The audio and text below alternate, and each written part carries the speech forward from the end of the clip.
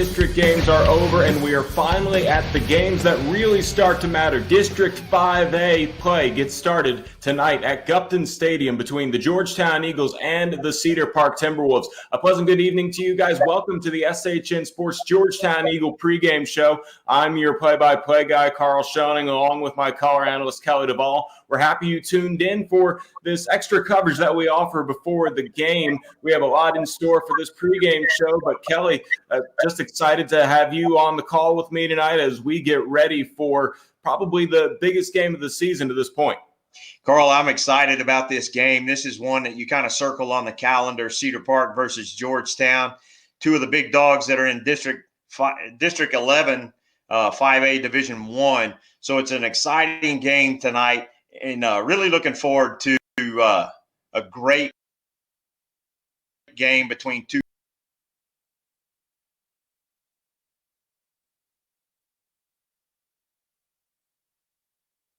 very veteran teams. And Carl, I got the opportunity earlier this week to visit with Cedar Park head coach Carl Absek, and I want to share that with our viewers now. Coach Absek had a lot of interesting things to say, not only about his team, but about the district.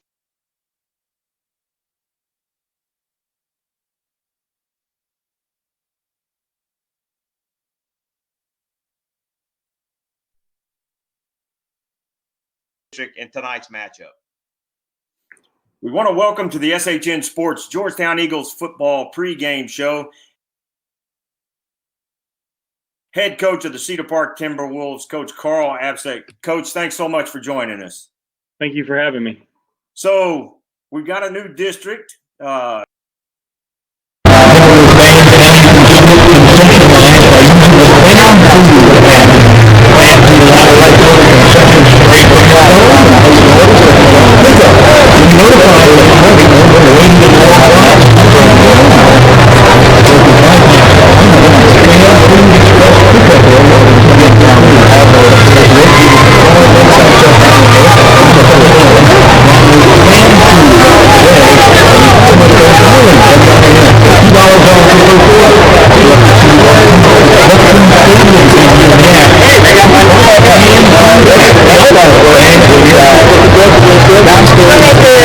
pretty sure it's good.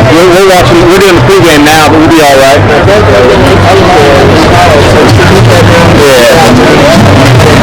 Although, is it too much to ask to get us here? This is good.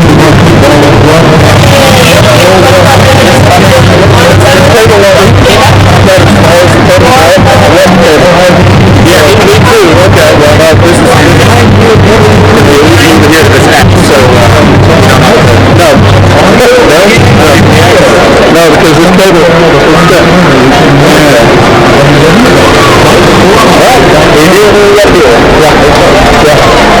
Okay.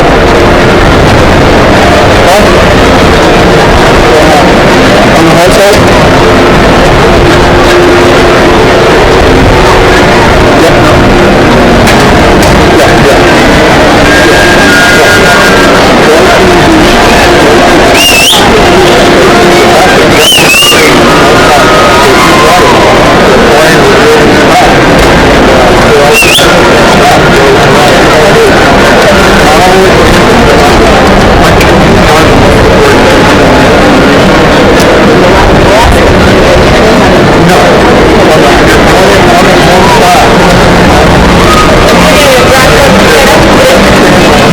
Seems like somebody in the district may have upset the UIL because they didn't do us very many favors bringing in 3 former 6A teams. Talk a little bit about the new District 11. Well, I think our district from top to bottom is probably better than it was last year. Obviously, you mentioned the 3 teams that dropped down from 6A, and Hendrickson, I believe, was had they won their last game, they were in the playoffs, and that Round Rock district was really a really good district. Anderson competed very well in their district. In fact, I think they were within one score of every opponent other than Lake Travis and Westlake to be in the playoff hunt there. And then Leander, they obviously struggled last year, but they were 6A by like 12 students, and Their numbers really dictated that they should have been in 5A even the previous 2 years, and I think they're going to be much more competitive at this level. The numbers of their program are going to match more in line with what everybody has here, and Coach Price is going to do a great job there. So from top to bottom, we added Weiss up from Division II with Coach Van Meter, and he's proven himself over almost 30 years. And so, there's a lot of great coaches in the district. There's a lot of really good teams, and I think it's going to be a barn burner from week to week. Maynard, they made the deepest run of anybody last year. So it's going to be a really competitive district. It's going to be one of those that you can't take a day off or you're going to get beat. Well, and it seems like there's a couple of teams, one or two teams maybe that could go a couple of rounds deep in the playoff that's going to be sitting home. There's the potential for that. I mean, they only take 4, and I think we have 6 teams in our district that legitimately in some other districts would definitely be playoff qualifiers, and that's just the way it goes sometimes. But I think that just is a testament to the strength of football in the Central Texas area. And the Round Rock district is the same way. There's about 2 teams every year in that district that at the 6A level that aren't making the playoffs that are really good football teams. And so, I've been here 16 years, and I think the football has gotten better every year. I think the coaching in this area is second to none, and I think the stability that most of the programs have is a testament to that. So, y'all have had Georgetown's number for the past few years. Been many years since Georgetown has beaten you guys. First district matchup coming, and all the pundits list these 2 teams near the top of the district for this season. So what are you looking for out of Georgetown this weekend? Well, every year they're one of our toughest opponents in district, and has been since I got here in 05. And I always felt like it was a really good kind of rivalry. We have a little bit of distance that separates us, but I think the 2 teams and the programs are aligned in our goals and what we have expectation wise. Our community support what we do a great deal, and so it's a fun one to play in. Georgetown's always well conditioned, well coached. They're going to bring a lot of different things at you schematically on offense and on defense, and so every year it's been a dogfight, and it's something we look forward to as district heats up. I mean, we've traditionally played a little bit later than the first game, but it's still going to be a game that gets everybody. It's going to get one team started well in the district chase, and then one team is going to fall a little bit behind. But either way, we're going to find out about ourselves a little bit and what we have to do to hopefully play as long as we can. Well, Coach, I appreciate you taking the time to join us here on the SHN Sports Georgetown Eagles pregame show. Good luck to you this Friday. Not too much luck, but we are a little bit of a homer broadcast. There's nothing wrong with that. I have my own radio broadcast crew that's pretty much all Timberwolves too, so I get it, and I appreciate you having me on. Well, we like talking about kids from both teams and both the programs, so we're looking forward to the matchup. And best of luck. Hope you guys all stay healthy and safe, and best wishes. Thank you, sir. I appreciate it. Thanks for joining us, Coach. Folks, that's Coach Carl Absek, Cedar Park's head coach, and we hope you'll stay around because kickoff is right around the corner. Thanks again to head coach of the Cedar Park Timberwolves, Carl Absek, for joining us in the SHN Sports Georgetown Eagle pregame show. Welcome back in. I'm Carl Schoening along with Kelly Duvall. And Kelly, this is the first year of this new District 11 5A in Division I. There's been some changes. There have been, and the UIL didn't do District 11 5A any favors, although Hutto's now gone, and there's not a whole lot of people complaining about Hutto being gone. There are some additions to the district this year that make it as tough or tougher. We lost, of course, Hutto wound up leaving the district. Rouse, Pflugerville, Conley, and LBJ left the district, but we got Hendrickson, Anderson, Leander, and Wise. And the first 3 teams are dropping down from 6A to play 5A Division I this year. And Weiss, a playoff team from last year in 5A Division II, has now moved up to Division I. So it's a tough district top to bottom, maybe even tougher top to bottom than it was last year. And as Coach Absek said, this district may be one of the toughest in the state, top to bottom. Yeah, and I think it's just going to be work cut out for their Georgetown Eagles as they start off with potentially the toughest opponent in 11-5A with the Cedar Park Timberwolves. Both teams come into this game 2-0, so one team's going to pick up their first loss this evening. Last year, the Eagles fell to the Timberwolves at Birkelback Stadium 38-15. This year, the Eagles are looking for a little bit of a revenge game, and we're excited to bring it to you here on SHN Sports YouTube page. They are, and there's a little bit of a rivalry between these two teams. And before the shuffle in the schedule due to COVID, this game was later in the season, but it is probably the game of the week in Central Texas this week with these two really strong, very deep teams meeting in week one. Carl, I also got to meet with or visit with the middle linebacker, hard-hitting middle linebacker for Georgetown, and that's Dre Langhorn. And Dre really is excited about this upcoming week. And here's what Dre had to say about this week's game.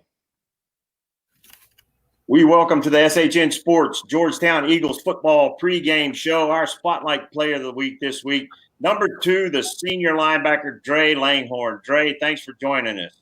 Thank you for having me. Thank you. Dre, we love watching you play, hard hitting. Love your style of defense. What's after the first 2 weeks of the season? What are your thoughts so far on your performance and the performance of the defense overall? Of course, I want to speak on the performance of the defense, man. I think we've played, 2 hell of a ball games, and I think we came out in our first game, not so good. But that second half of that football game against Belton, man, that was a crazy game played by our defense. Yeah, y'all locked them down. And then last week, y'all come out against Copper's Cove, and they drive down and score on the first drive, but then y'all buttoned it up pretty good after that. Yes, sir. Yes, sir. We came into that game, kind of how we did against Belton. Not my heads weren't up too high. Came in a little cocky, thinking we were just gonna wipe out another team, and we can't do that coming in against Cedar Park. Cove was a 6'8" team, and those boys were big, and we did play a pretty good game against them, and our defensive line did their job, and us as linebackers and our linebacker unit helped them out as well to that run game stopped.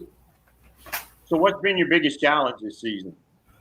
Biggest challenge this season, I would say, coming into the season. This season I was kind of worried about our defense, like Coach Given spoke on our D-line, and we just don't have the size, like we did last year and the year before that. So, it's kind of a struggle, but those guys have heart down there, and we'll play to the lights are out in the stadium. So kind of proud of those guys, but not much really coming into the season. I was too worried about. I was pretty confident, feeding off of last year, and how we ended our season wasn't too good. But this summer a lot happened, and a lot of people got bigger, a lot of people got faster. So I was pretty confident coming into the season.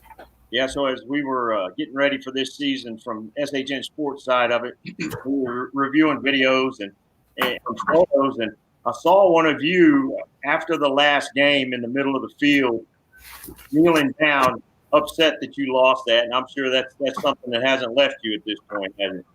No, sir. That loss was pretty hard to take.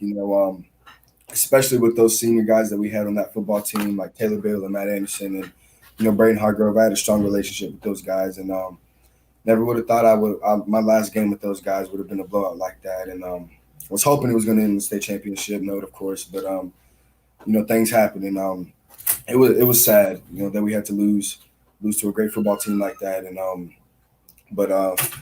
I came into this season with a different mindset. So it's Cedar Park week, and yes, sir, it is. Starting district right now. Cedar Park's always a big game, always a big week, and this should be a good matchup of 2 veteran football teams. What are you looking for out of Cedar Park? I'm looking for a ball game, man. I'm coming to play some football, and we're not driving to Gupton. Just let them roll over us. They do have a pretty good offense, Their quarterback Ryder, man, he can do something with that ball in his hand, and he's wise with it. He can make some incredible throws, and they do have some good offensive linemen. Their offensive tackle is pretty I matched up on him this Friday. So it'll be a good game. Great game. Well, good. I hope y'all call a meeting at the quarterback several times during the game. Love to see you guys back there in the backfield with him, keeping him company back there. Dre, you got any shout-outs? Shout out to G Unit, man. Shout out our whole Georgetown coaching staff, man. These coaches up here are great, man, with what they do with us. And shout out linebacker unit, and special shout out to Coach Pat, man, for doing what he's doing with us. Well, folks, that's Dre Langhorn, hard-hitting linebacker, senior linebacker. We appreciate you joining us, Dre. Thanks a lot, man. Yes, sir. Thank you for having me. You have a good one. Folks, stick around. The pregame show will continue. Big thanks to Dre Langhorn for coming on the show, talking about the defensive side of the ball and what the Cedar Park game means. As we have a little bit more for you here on the pregame show, Kelly had a chance to sit down and talk with head coach of your Georgetown Eagles, Chuck Griffin. And without further ado, let's go ahead and get to that. So we welcome back to the SHN Sports Georgetown Eagles football pregame show. Coach Chuck Griffin. Coach, thanks for joining us again. Hey, thanks, Kelly. Glad to be here. So you got the first 2 games of the season under your belt, pre-district's done. What's your 30,000-foot view of the team? What's it look like to you? You know, I think we're doing some things really good. Growing up, we've had to grow up in the D-line, which we knew was going to be something we had to. You know, offensively, I think we're continuing to come together a little bit. Kind of able to finish off the game the other night running the football, which was really good to see. You know, we were able to throw it around just a little bit here and there. So, you know, I feel pretty good about where we are. We're okay healthy-wise. We've had a couple of guys go down, but health-wise, we're doing pretty good. You know, so feel good about where we are and are playing right now and just trying to keep rocking and rolling. So I know early in the season before the season started, whenever we chatted, you were a bit concerned about that D-line, but it seems like they're starting to gel a little bit. They are. And you know what, man? They played really well last week. Way outmatched last week. They were much bigger than we were and probably more athletic than we were. But our guys did exactly what we asked them to do, what we needed them to do, and kind of held their own. So I feel really good about where we're at.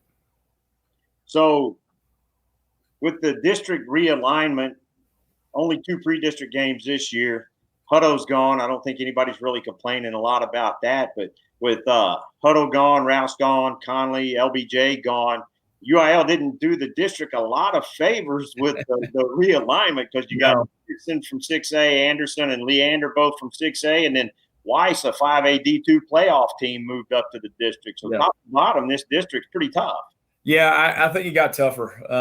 You know, I think it got tougher. You know, losing Hutto was great, but we picked up Hendrickson. You know, picking up another 6A quality program like Anderson. You know, and then Weiss, here's the deal. That Weiss is going to be 6A the next realignment. So they're going to continue to grow and get big. And so, no, they didn't do us any favors. It's a pretty tough district from top to bottom. Yeah, we've had tough districts in the past too, but that really has helped. You know, a couple of years, all 4 teams won their by-district games. So it kind of gets you ready for that playoff push. You know, we're not looking at the playoffs right now, 1 game at a time, but that tough district schedule seems to help some.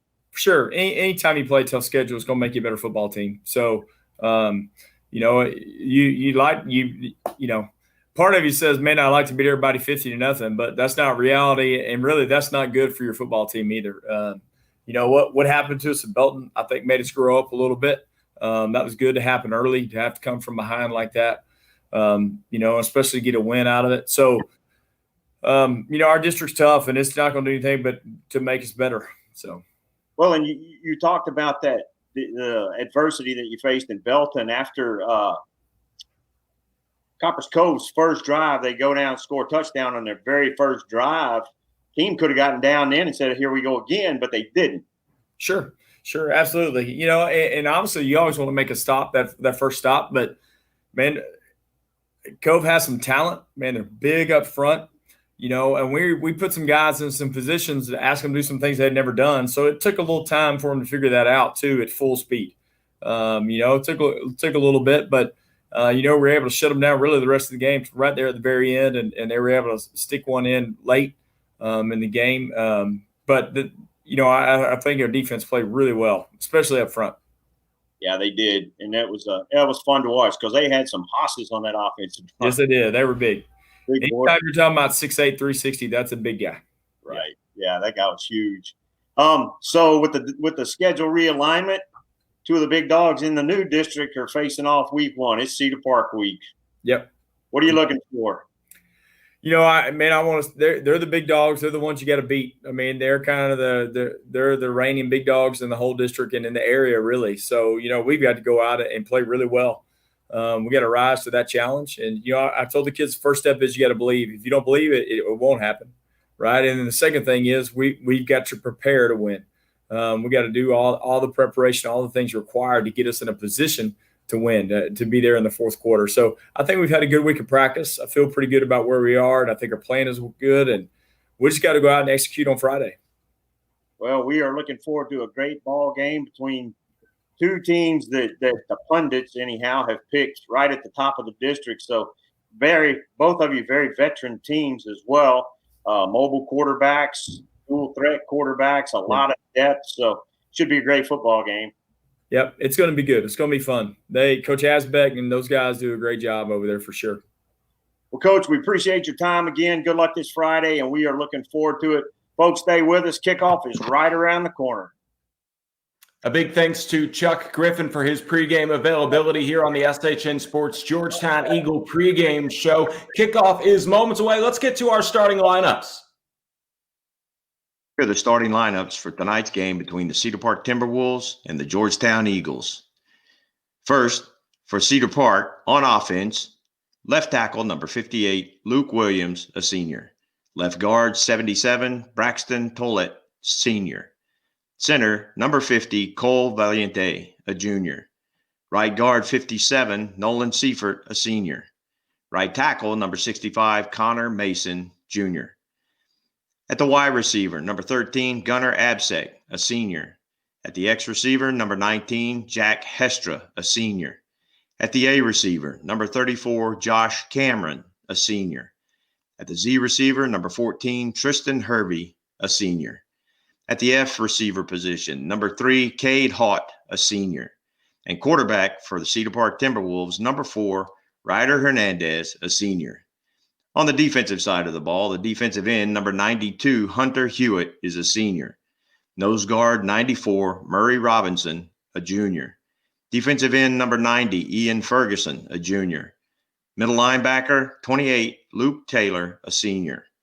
The buck linebacker, 31, Shelby Battles, a senior. The whip, number 9, Javion Mays, a senior. The raider, number 23, Josh Bretz, a senior. On the corners for Cedar Park are number 27, Michael Putney, a junior, and number 8, Kaysen Weisenhutter, a senior.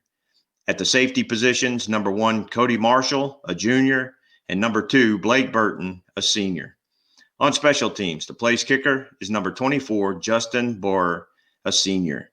The punt returner is number 13, Gunnar Absek, a senior. The kick returner, number 14, Tristan Hervey, a senior. The deep snapper is number 23, Josh Bretz, a senior. And punter, number 7, Josh Pell, a junior.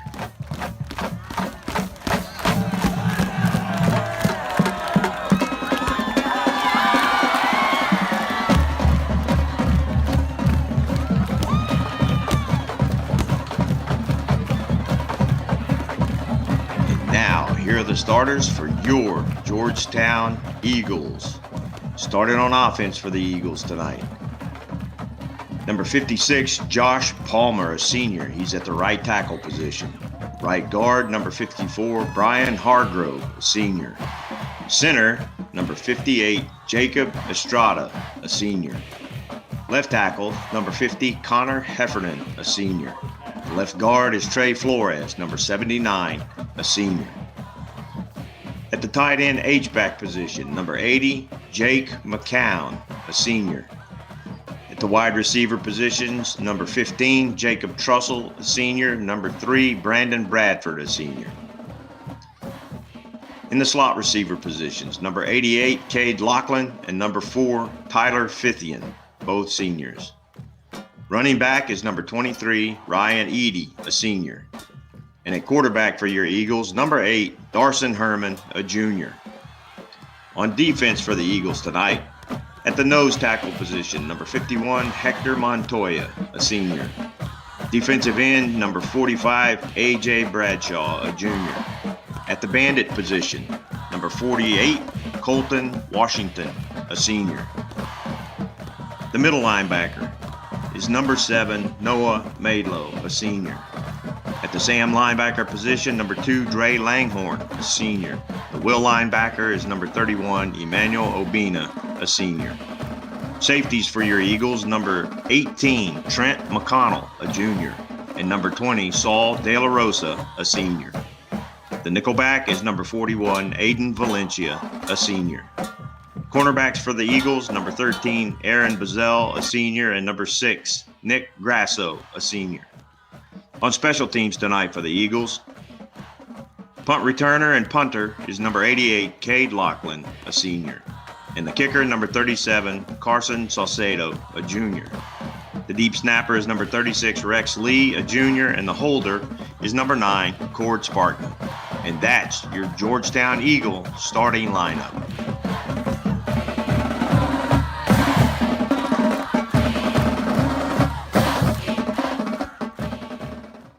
Those were your starting lineups for the Georgetown Eagles. Kickoff is just around the corner. Kelly Duvall joins me, Carl Schoening, here as we wrap up the pregame show. Kelly, exciting matchup between these two unbeaten teams, and probably the big name to watch out for from the Cedar Park side is Ryder Hernandez. He's averaging 300 yards per game through the air. This is a very pass-heavy team. Coach Griffin mentioned it. You do not want to give up the explosive plays to these guys. Yeah, and Ryder is probably the most veteran starting quarterback, accurate passer, dual threat quarterback, able to hurt you with his legs and his arm. So it's really something that Georgetown's going to have to watch out for. Dre Langhorn and that defense are really going to have to get after him and keep him in that pocket and try to not let him get comfortable back there in the pocket. So it should be a fantastic game. The high-powered Georgetown offense with Darson Herman at quarterback and Ryan Eady behind him in the running game, and just stacked with wide receivers.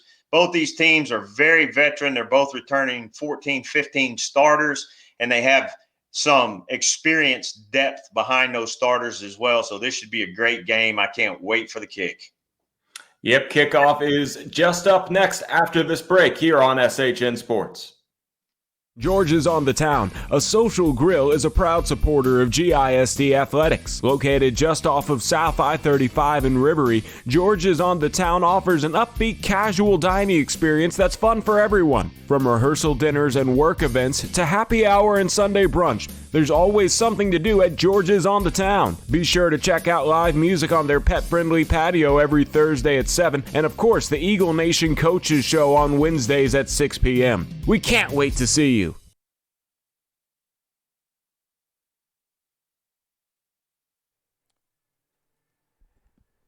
Well, much to this broadcaster's dismay, they skipped the coin toss this morning, and we are about ready to get things underway here at Gupton Stadium. Carl Schoening along with Kelly Duvall. It is kickoff here as Cedar Park will kick it away to the Georgetown Eagles. The Eagles will take it out of the end zone, take it across the 15 to the 20, and that is where the Georgetown Eagles start this possession. Pleasant good evening to you guys. Sorry that there was a little bit of a delay there, but we are now happy to bring you Georgetown Eagle football on SHN Sports. And what happened to the coin toss, Kelly? I'm Carl Schoening along with my color analyst, Kelly Duvall.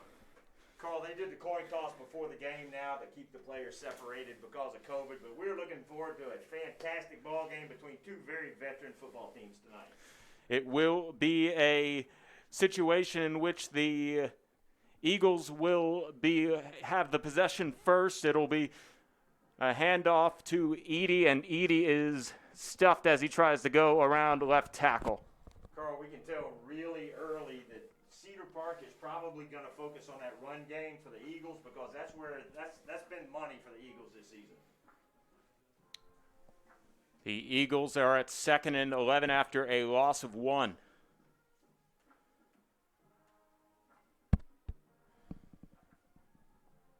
Man goes in motion. That is Bradford. Bradford gets it on the end around going left to right, and he is stood up. No gain on the play.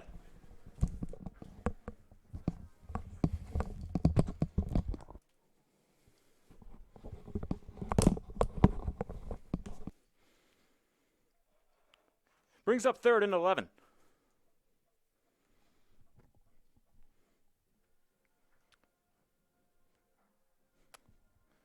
Ross in the backfield with Edie. And Edie clears out. It'll be a play action. Dropping back is Herman. He'll fire across to the left side, and it's incomplete. And a 3-and-out here for the opening possession for the Eagles.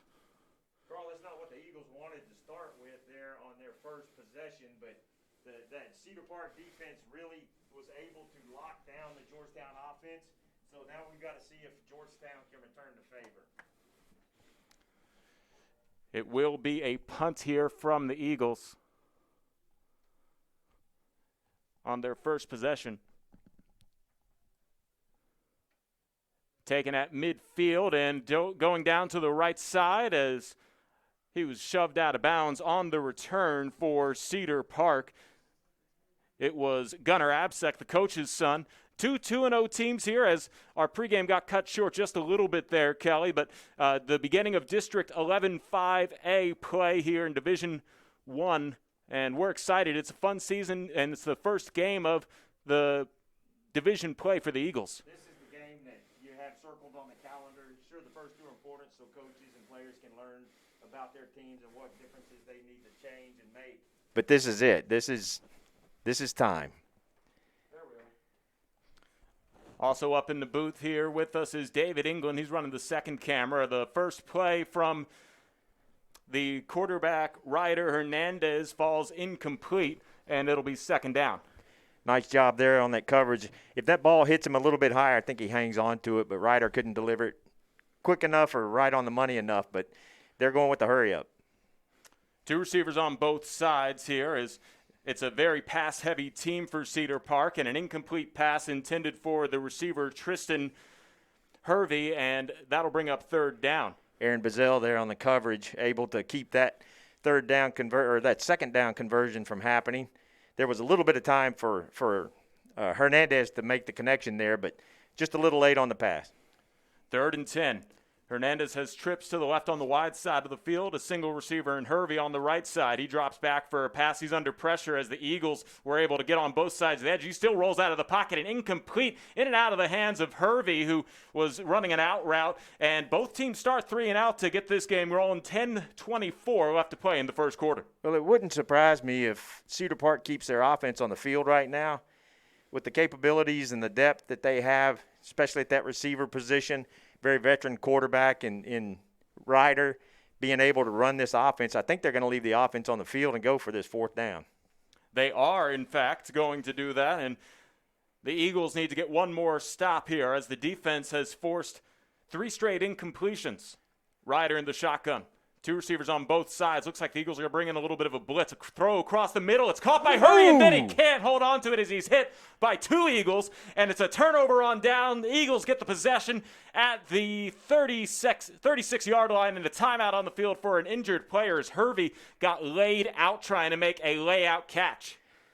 2 receivers hit him simultaneously, and when he hit the ground, he hit almost head first, so I hope that kid's okay. We're going to go ahead and take a break as both teams come up empty on their opening possessions here on SHN Sports. We'll be back in a moment with more on YouTube.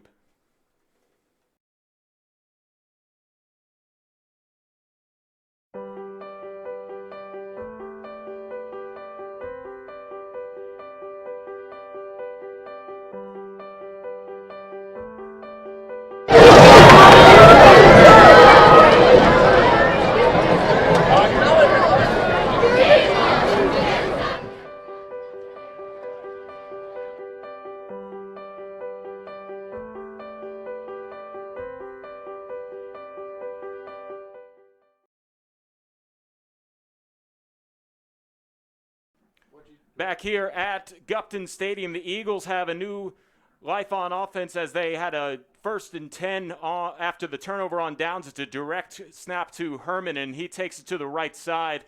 It's a loss of 1 as he was unable to get past the line of scrimmage. Neither offense is really in sync right now with what's going on, and they both look like it's first game of the season right now because it's not a lot about what the defense is doing to the offense. It's just the offense is not able to connect. Cedar Park is getting some pressure on Herman, but he's had some time. Two receivers to the left, two men in the backfield with Herman, and he'll roll out to the left, fires to the left side, caught, and then out of his hands for Cade Laughlin, and Laughlin has to hurdle a bench on the sideline. Yeah, again, another timing issue there with Herman and his receiver. The receiver was open, and Herman didn't put a lot on that ball. If he gets it there a little bit quicker, then we've got a chance for that completion, but it was a little too late, and Laughlin had a difficult time trying to bring it in before he went out of bounds. So 3rd and 11 now for Georgetown. They're trying to pick up their first down of the game. Two receivers to the left, two men in the backfield with Herman. He rolls out to the left. He's under pressure looking for some plays, and he just throws this one away before he gets to the sideline, and that brings up 4th down.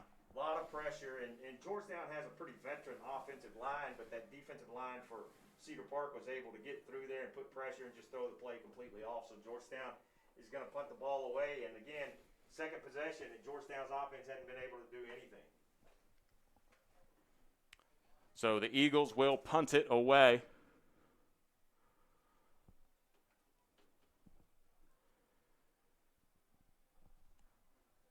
This one is angling towards the numbers, and a fair catch called for by Gunnar Absek, and that will be where they take over at their own 41-yard line. Actually, the officials will spot him at the 40, it looks like. So Cedar Park had a turnover on downs on their first offensive possession. The Eagles, in their first 2 offensive possessions, had a 3-and-out both times. So now coming on out to the field are the high-powered and heavy in the air offense for the Timberwolves. Not really the start, and it's looking like a defensive struggle as opposed to the offensive battle that we thought may take place.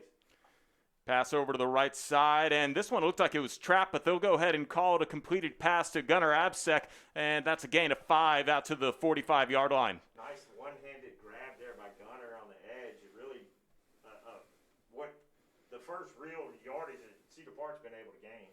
Play action, and Ryder throws it to the left side on the left hash mark. It's completed for a 1st down for the Timberwolves as they hit midfield. Nice job there now by the offensive line. Coach Griffin told us in the pregame show that the defensive line's young. They got to get their feet under them. Man goes in motion left to right, and Ryder will drop back, throws across the middle, and Absek bobbles it and makes the catch at the 30. Looking for space on the numbers off the 20. Takes it to the sideline, stiff arms the defender, and runs out of bounds inside the 10. Some blown coverage there. The middle of the field was wide open. The pass was a little behind Absek on there from Hernandez, but he was able to haul that in. Great catch by Absek there, and Cedar Park's in business. Man in the backfield is Kevin Adams. As the man goes in motion, it'll be a play action, and it's an all-out blitz brought on by the Eagles, just enough to throw off the pass a little bit ahead of the intended receiver, Adams, who came out of the backfield on a wheel route, and Hernandez just had to get rid of that. They had it timed. They had it set up beautifully out there. If he catches that ball, he scores, but unable to connect out there. And one of the things that we said was key for Georgetown defense is to stay in their lanes and keep Hernandez in that pocket. 2nd and goal from the 7. Hernandez in the shotgun will drop back, throws it to Adams this time. The play that they wanted last time works this time for a Timberwolves touchdown. Same exact play. They saw it was there, and the offensive coordinator for Cedar Park dialed it up again, and it was wide open. They connected this time. So the Timberwolves strike first after a turnover on downs on their first offensive series. They now come on out and march down the field 60 yards to score the first 6 points of the ball game. The point after attempt is through the uprights and good. And the Cedar Park Timberwolves take a 7-0 lead over the Georgetown Eagles. We will be back in a moment with more here on SH. You're ready for the future? And the future is full of possibilities. Because your dream home is right around the corner. If you're ready for the next step, or 2, or 3, we can help. At our bank, we're ready to help you open doors to your future. Our mortgage team is here and ready to begin your next step. Doing the right things for the right reasons. Welcome to our bank. You belong here. Member FDIC Equal Housing Lender.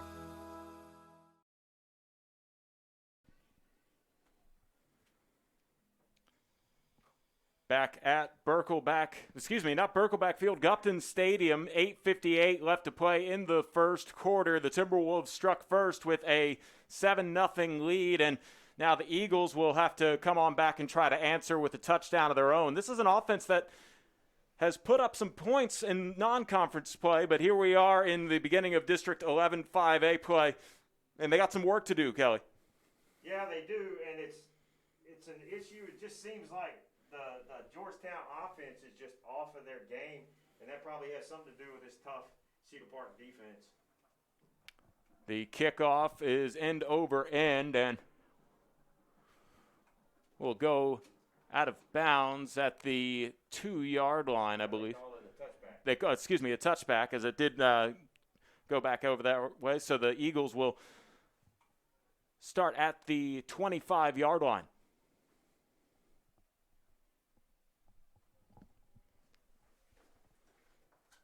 This is a circumstance where those Eagles are going to have to get this offense rolling, because if they go in a deeper hole and they're playing catch-up to this Cedar Park ball club, then it's going to be an issue.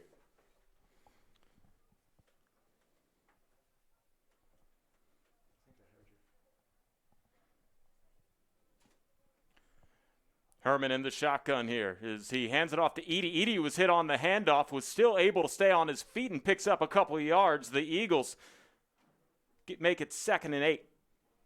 They're going to have to stick with that run game. They can't panic. They can't start getting out of their offense that has done them so well this season. And they really, really, really have to stick with that run game, especially early. So called 2nd and 7 officially here as Edie moves out of the pistol formation into the shotgun for Herman. And a handoff to Edie. He takes it around right end, fights across the 30-yard line, and gets to the 32. He started to the left and cut back to the right on a design run where that cutback happens. And the blocking happens to try to draw the defense over to the left side of the offense, and it worked for a decent gain, so it's 3rd and short now. Devin Ross in the backfield with Ryan Edie, and it'll be a designed rollout here for Herman. Herman under pressure and then brought down at the 25-yard line. You got to help your quarterback out when he's rolling out there, and the receivers didn't come back to give him any help. One of them got pushed out of bounds, but it's going to be another 4th down and a punt for the Eagles. Loss of 7 on the play, and 4th and 10 coming up for the Eagles. They will have to punt it away. Gunnar Apsek back deep to receive this punt.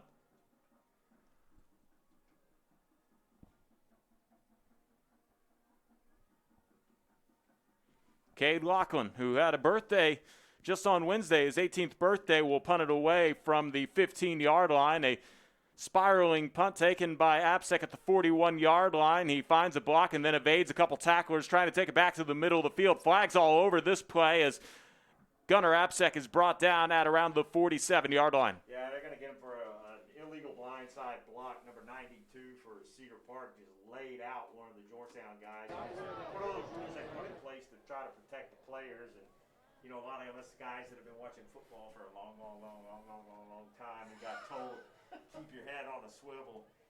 It's designed to protect the players.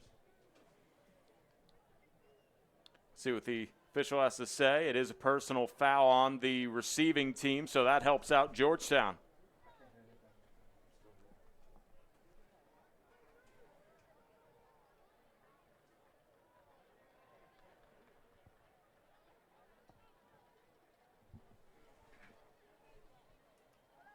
This Eagle defense is going to have to tighten it and keep Cedar Park from driving the ball down for some scores right now. This drive starts at the 27-yard line. They're going to have to put the football in place here before they get it rolling, though. It's a packed house here at Gupton Stadium. 1st and 10 for Cedar Park as they try to build on a 7-0 lead. Empty backfield for Ryder Hernandez, and he completes a pass out to the left side for a pickup of 8 yards. Completing the pass is Hervey. Cedar Park is going to pick that defense apart with the corners and the safeties playing as far back as they are, and they're probably setting up a shot down the field. If they can get the defensive backs to move up closer, I anticipate they're going to take a shot down the field. Empty backfield again, trips to the right, and a quick comeback route, completed pass to Preston Scott, and that'll be a first down for Cedar Park. Again, another one of those quick patterns, and as long as they're there, Cedar Park's going to keep taking advantage of that. Trips left, 2 receivers to the right.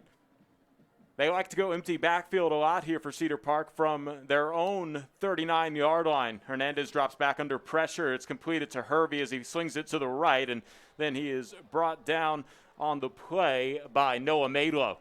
And there's going to be a flag thrown, I think, on number 58 for Cedar Park.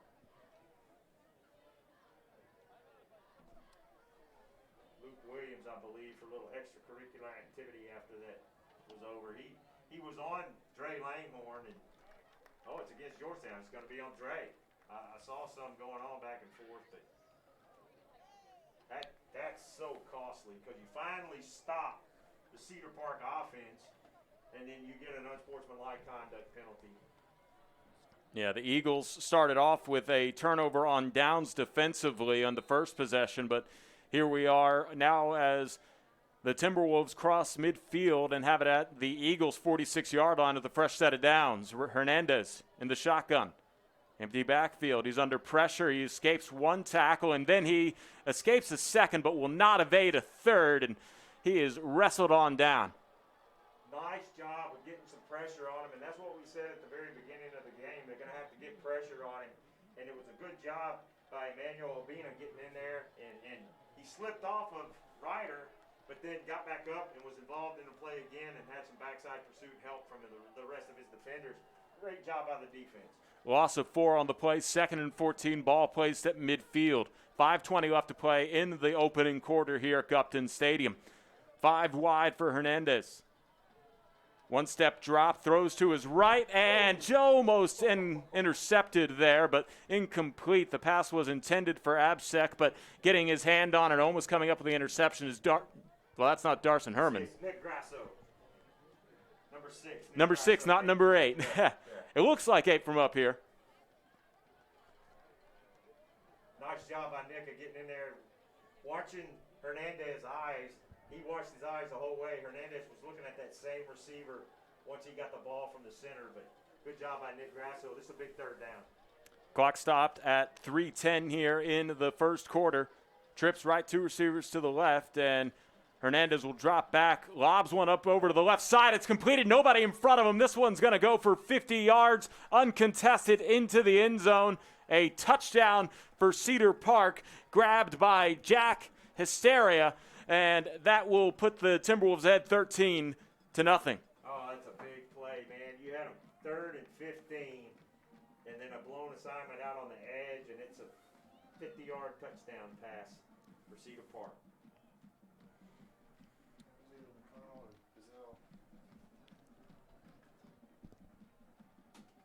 The point after attempt is through the uprights and good for Justin Borer, and that will make it 14-0. Georgetown has had to come back in both of their first 2 games, so it's not anything unfamiliar, but here we are with 5:01 left to play in the first quarter. We'll keep it right here. Carl Schoening along with Kelly Duvall, and we are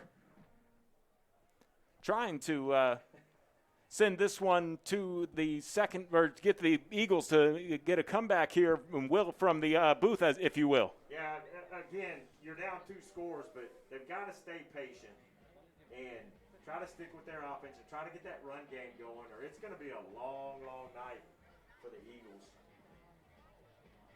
They did a good job in week 1 of making some adjustments to what Belton did in the first half in week 1, but this is a little bit different team than Belton that the Eagles are facing tonight. Bradford as well as Cole Peter are back there deep to receive. Petter back there deep to receive. And Borer, who just kicked the point after attempt, will send this one away on a 7-yard charge.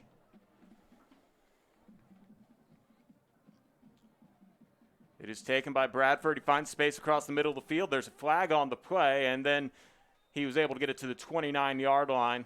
And let's see what this flag's about. Could be, I think, a block below the waist on the Eagles.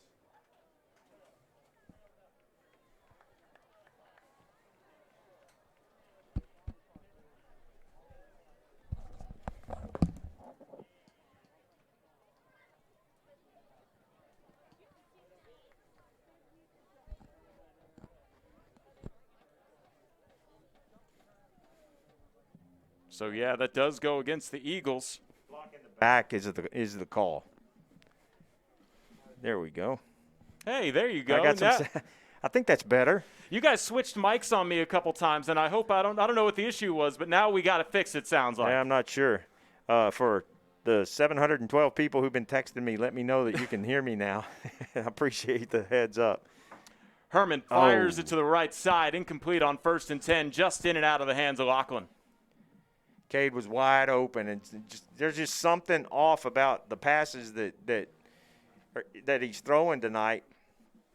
Just doesn't look like the Darson Herman that we've gotten used to last year and then the first 2 games of this year. Clock stops at 4:52 left to play in the first quarter. 4 wide on the right. Herman has the empty backfield. Draw play. He looks to the left. It's caught by Bradford at the 23. He's able to make a defender miss, and then he shakes off a defender to roll out of bounds across the 25, give him the 27-yard line, and that's a much-needed pickup of 7. Nice play. That looked like something that West Virginia successfully ran against Texas a couple of years ago, and then Tom Herman stole it and ran it against Texas Tech for a 2-point conversion. Running some tempo now. 3 men in the backfield. This is a designed run for Herman, and Herman fighting for that first down. They're going to mark it across the 30-yard line. Ooh, they might not actually here as the line judge decides to switch positions to the 29, and he's just short on 4th down, it looks like. Yeah, that was it the left foot or the right foot, and they chose the right foot, which makes it short. 4th and a yard. Down 14, the Eagles look like they're going to go for it. Pooch kick. That's true. They have been doing that a lot. And now it looks like they're actually going to bring out the full-on punting unit, and Gunnar Apsek will head back to receive this kick. Darson just doesn't look comfortable. He didn't look comfortable running the football because as big as he is, he usually lower that shoulder and try to move the guy that's tackling him, but he just doesn't seem comfortable tonight. Lachlan will take a low snap and send this one end over end. It bounces at the 47 and then out of bounds. Looks like that might be angled around the 49. That is where they will give it to the Timberwolves, a yard short of midfield with 3:22 left to play in the first quarter. This is why I'm glad I'm not a coach. I can just sit up here and talk because what Georgetown's trying to dial up is not working right now on offense or defense. And they're going to have to tighten up on these receivers. They've got 5 receivers on the field right now. Yeah, and they have no interest in running the ball. This is a team that averaged less than 100 yards per game on the ground. And it'll be a quick pass as the pass was deflected at the line of scrimmage. Good defense there. I think Langhorne was in there as well as Matthew McCracken. Yeah, good job of getting the hands up. Wasn't able to get into the pocket, but when that ball starts to get released, get those hands up, and that's they've been teaching that since football started. Able to knock that pass down, 2nd down and 10. Absek and Hervey lined up on the right. It's a designed run here for Hernandez. He slides across midfield and gets to the 46-yard line. I thought that we had somebody offsides, but they didn't throw it. Well, yeah, now they're discussing it. That's going to be a free 5. Obina jumped early. No, what am I talking about? They're back in Cedar Park. No, there it is. Okay. Yeah, Obina was offsides. So they stepped it off. What they did was they took it back to the original line of scrimmage and then stepped off the 5. Well, the Eagles will have to deal with a 2nd and 5. A roll out to the left for Hernandez. He's looking for some space to operate and then just throws it away. And then a flag comes in towards the end of the play. Let's see what this is about.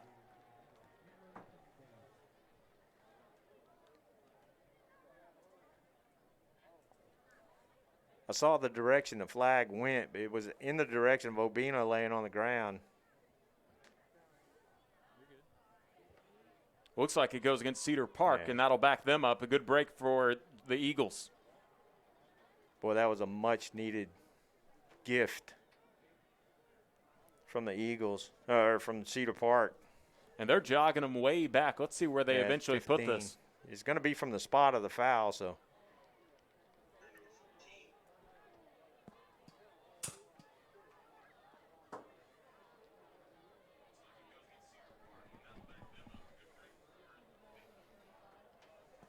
So now that makes it 2nd and 28.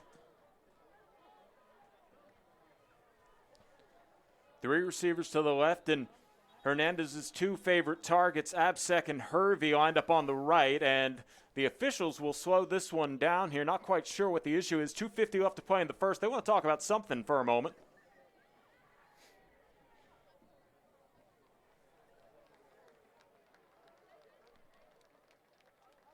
Maybe there was a mistake on the yardage marked off. I thought they were going back pretty far.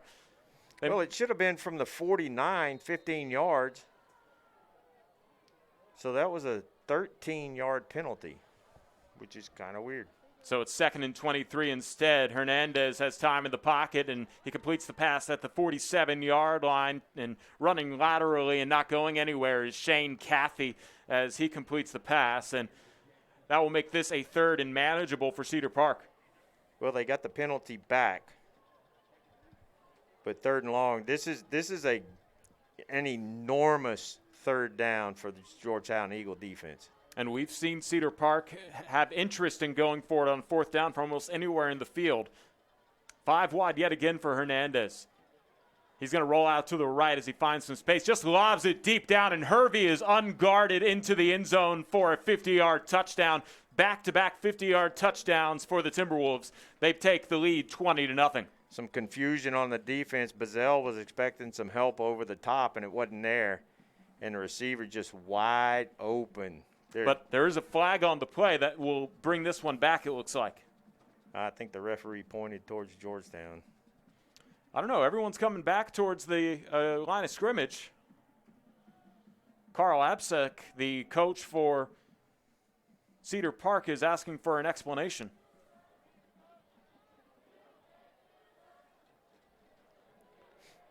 Well, they now mark this down. No loss of down. It's still 3rd down, but all the way to the 34-yard line after the penalty. So the ball at the 34-yard line. And I'm going to sound repetitive here, but it's 5 wide yet again, and I think we're going to see that a whole lot. Yeah, I think so. Hernandez looking for some space. He is able to evade one hit pressure and then just in and out of the hands of Hervey, incomplete. Well, that time they had it covered because the outside receiver thought about breaking down the field, but he saw the safety had stayed home. So a punt for Cedar Park. That penalty they had on the previous play was huge for both teams. And now Georgetown gets the ball back. 2:01 left in the first quarter, and our Eagles have to do something with this football. Lachlan will be the one deep to receive this punt. And it's a booming punt. Fair catch called for by Lachlan at the 31-yard line, and the Eagles will take over there. Best starting field position for the Eagles, so they just got to tighten it up, carry out their assignments. It's about assignment football. I was actually watching a documentary that had Nick Saban and I forgot who else, but Nick Saban was saying, look, all these computers, all this graphics, it's about blocking and tackling, and that's what the football is. That's what Georgetown has to remind themselves. Take care of your job, do your job, and let the other guys do their job, and let's move this football. 1st and 10 for the Eagles from their own 31-yard line. Herman with a quick pass out to the right, and it's completed to Brandon Bradford. And I believe that is really close to our first borrow from Morrow first down, just short actually. So the Eagles will have 2nd and 1 after a gain of 9. Boy, that's chains aren't moved yet, so somebody forgot to tell the chain gang that was a first down. Yeah, the officials are pleading for the Chain Gang to move. I think Chain Gang might be Cedar Park bias as they almost refuse to, and that is a borrow from Morrow first down for the Eagles. 2 men in the backfield. Herman will move Edie to his right. And it's a handoff to Edie. He runs up the gut. He's able to fight forward for 3 yards to the 43-yard line. Again, it's not time to panic. So they can stick with that run game, keep the defense honest. 2nd and 8, empty backfield for Herman. 3 receivers lined up on his left side, 2 on his right.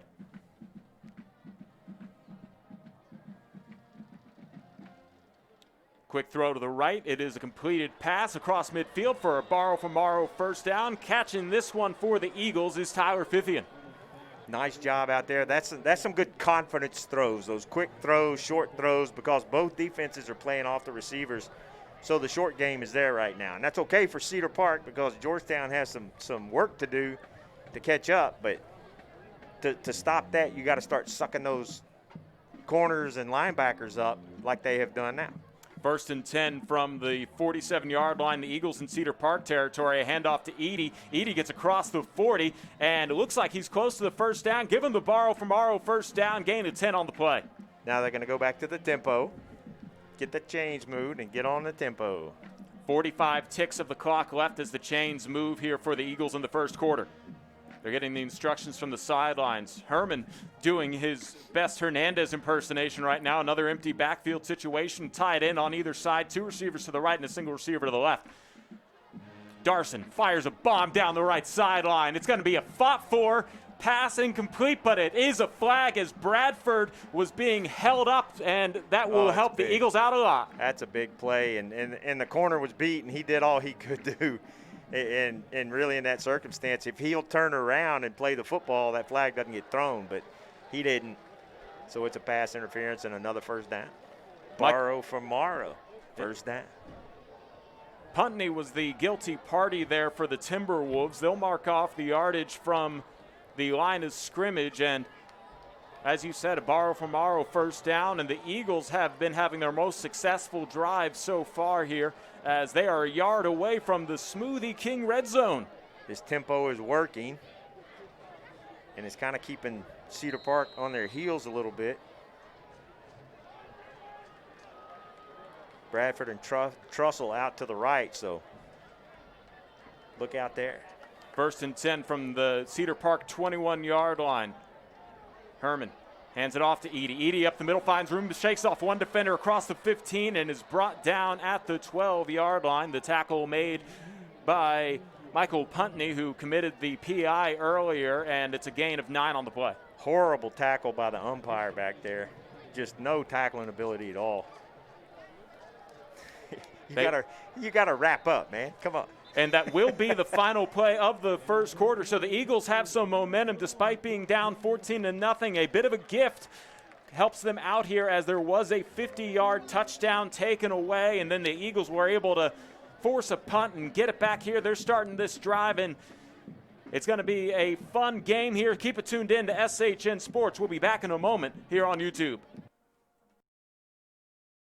You know, some people only talk about social distancing like it's a bad thing. But as the day tripper traveling all over Texas, and with a Don Hewlett truck or SUV to take me anywhere I want to go, social distancing isn't really that bad at all. So, how far away is your Don Hewlett Chevrolet going to take you? Find new roads in Georgetown and at donhewlett.com. Don Hewlett, Texas True.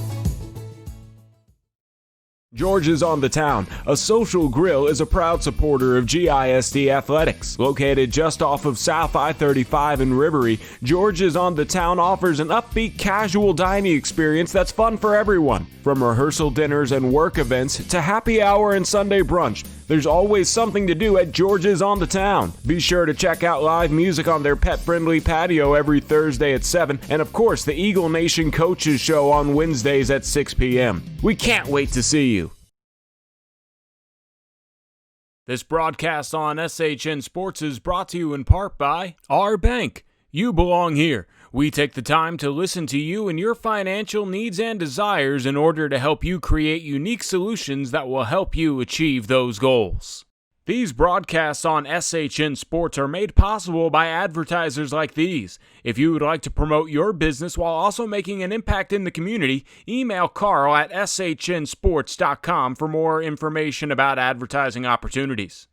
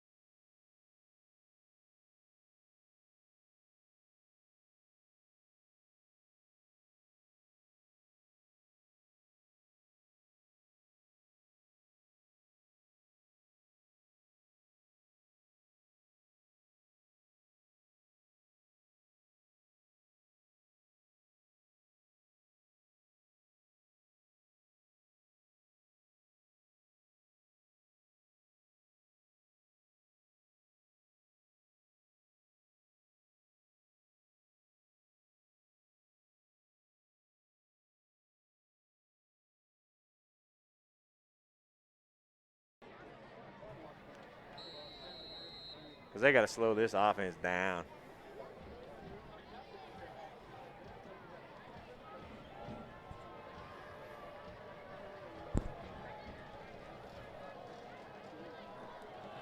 Salcedo will send this one high and short, taken by one of the upmen, a fair catch at the 26, and that's where Cedar Park will start things off. And this is a Cedar Park team that is almost inspired by Mike Leach, I would say. They just like the aerial raid game. So they do, but the first couple of games, which is what those pre-district games are for, they had some sloppy play. But right now the sloppy play is on the Eagles side of the ball, and Cedar Park is nice and crisp. They've made a couple of mistakes, but they haven't really cost them that much, except for that one touchdown that was called back. That one was huge. But I think both coaches are going to have a lot to talk about at the half. Adams in the backfield with Hernandez. It's a play action. Hernandez drops back, fires to his left. It's completed to Hervey at the 37-yard line. He breaks a tackle at the 40, gets across midfield before he is pushed down by the Eagles' Nick Grasso.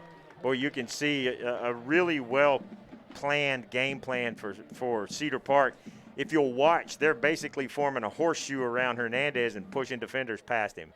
Quick pass out to the right. Nobody there, but that was almost intercepted by an Eagle who was able to jump the route and just unable to come up with it. Stops the clock. 2nd and 10 at 11:26 to play. Sorry, but I had a little guttural reaction to a potential pick six. Grasso was the one who almost jumped that, playing on the left side.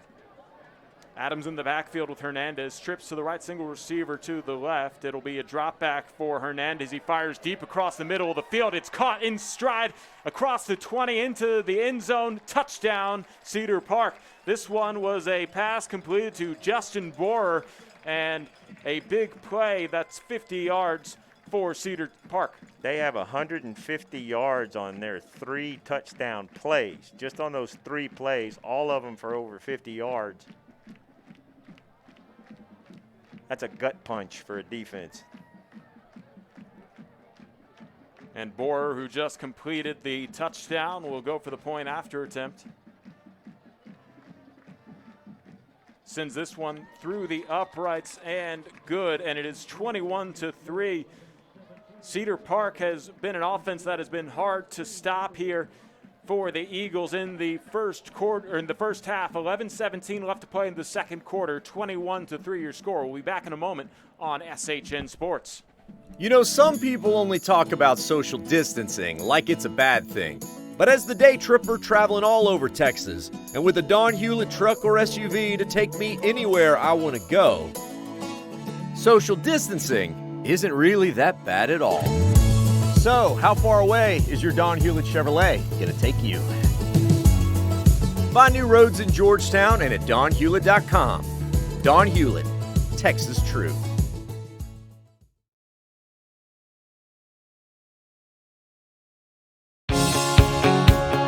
At our bank, we believe in doing the right things for the right reasons. For our families, our communities, our future, just like you do. We believe the right thing is more than just a handshake or a promise. It's a relationship guided by honesty and integrity. How can our bank help you? Thank you for calling our bank. This is Jenny. How can I help you? Member FDIC, Equal Housing Lender.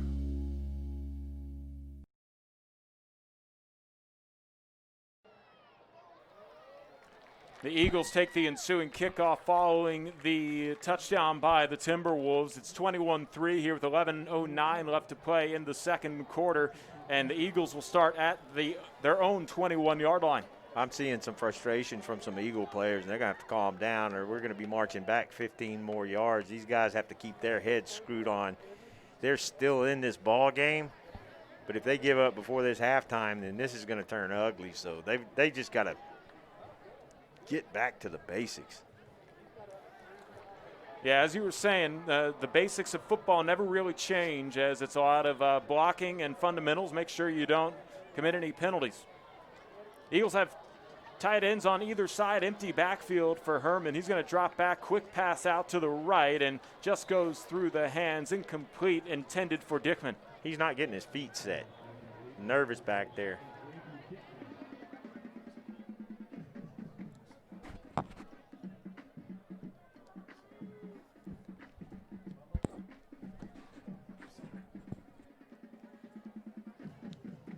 Out of the pistol, 2nd and 10. Herman with the play action, has time to throw, looks deep down the field, and a flag should come in on this as Bradford was dragged down. I know it was hard for him to catch, but it's even harder when you're on the turf. Yeah, and he's asking, what's it going to take? Boy, I tell you, it's just, Darson's not accurate tonight. Just seems out of sorts. back there, uncomfortable in the pocket. He's got time. His offensive line is pushing these guys past him and keeping them off of him, but he just doesn't seem real comfortable back there.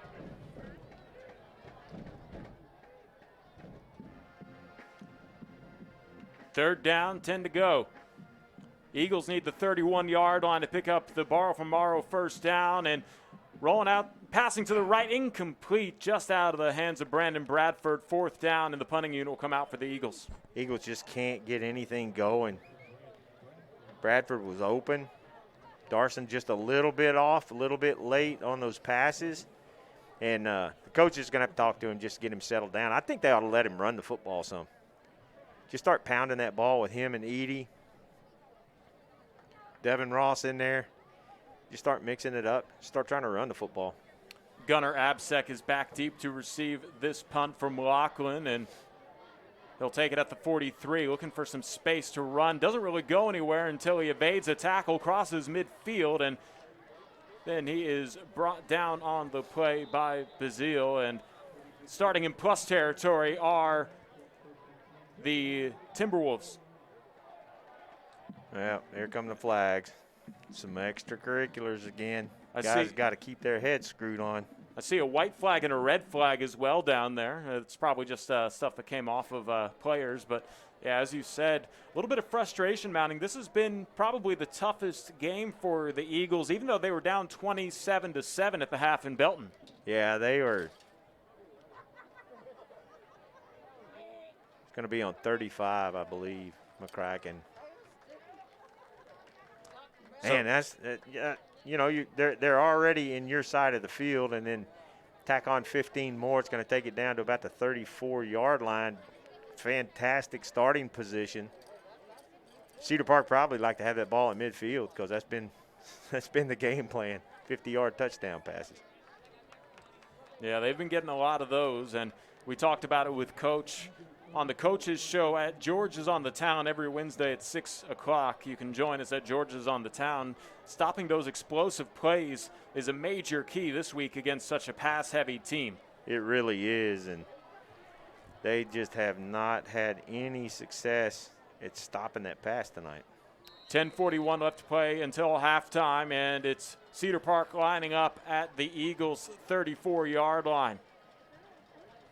Hernandez under pressure quickly throws the screen out to the left side. It's completed across the 30 to the 25, and that's a first down for Cedar Park. Coming down with the catch for the Timberwolves is Jack Hysteria.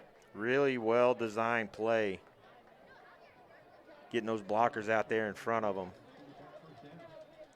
Eagles shift to three-down linemen here as it's a handoff this time to Adams, a rare running play, and Adams stiffs arms the defender, crosses the 20, gets into the red zone before he is out of bounds at the 15. Flags come in. Dre Langhorne does not agree with this. I don't think I do either. I think it was on Langhorne for a late hit. Well, he had stepped out of bounds and then kept running like he was in bounds, and Langhorne shoved him out of bounds, so coach is in his ear right now. Yeah, that might have been what happened. He stepped out of bounds, came back in. Is that right? As David, you think you saw it better than anyone, I think.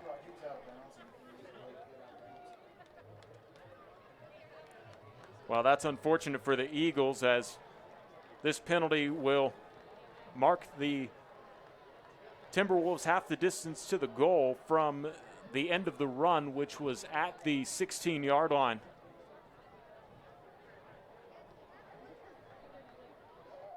Cedar Park's doing a nice enough job. We can't contribute to that. We just keep contributing to their yardage gains with these 15-yard penalties and activity after the snap, and penalties before or after the whistle, and penalties before the snap. Just and this, like you said earlier, they're down 27-7 to Belton, but this is not Belton. No, there's a different feel to this. They have a lot of momentum right now. Trips right, and is another handoff to the back in the backfield, and he will take it into the end zone for a touchdown. And this might be another late hit after it was run in by Cade Hott, and he kept touchdown for the Timberwolves. Yeah, I guess that's they're just letting him play football. You didn't see him cross the goal line, but the Timberwolves go ahead and add on 6 more? I don't know what the answer is. I mean, Cedar Park is just having their way with this Georgetown defense right now. Borer sends this one through the uprights for the point after attempt, and it's 28-3. Eagles have some work to do. 10:06 left to play in the second quarter. We will be back in a moment on SHN Sports. Hey, it's Chip from Hewlett Volkswagen in Georgetown. You probably know Hewlett for our true story pricing and great customer service. But now, you'll also know us for our new Express shopping tool. It's 100% online, 100% easy, and 100% awesome. Build your dream car or just find the one you want. Get instant pricing and get instantly excited. And don't worry, no one has to see you geek out. Hewlett Volkswagen, true story. Try our Express store today at hewlettvw.com.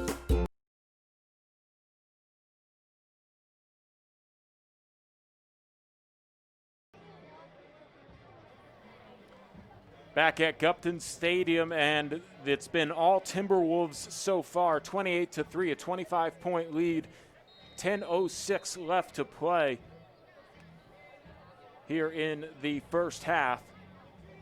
And Borer's had a busy day being the kicker for Cedar Park. He'll send this one away.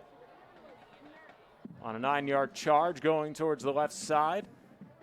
And Bradford will claim the ball at the 9-yard line, makes a man miss, follows his blocks across the 20, and gets to the 26-yard line where he is brought down, and that's where the Eagles will start this drive. Well, you want to say it's not time to panic, but we're getting close to that time. Well, definitely plenty of time left in this ball game. Again, it's going to be interesting to see what adjustments the Eagle coaches can make at halftime.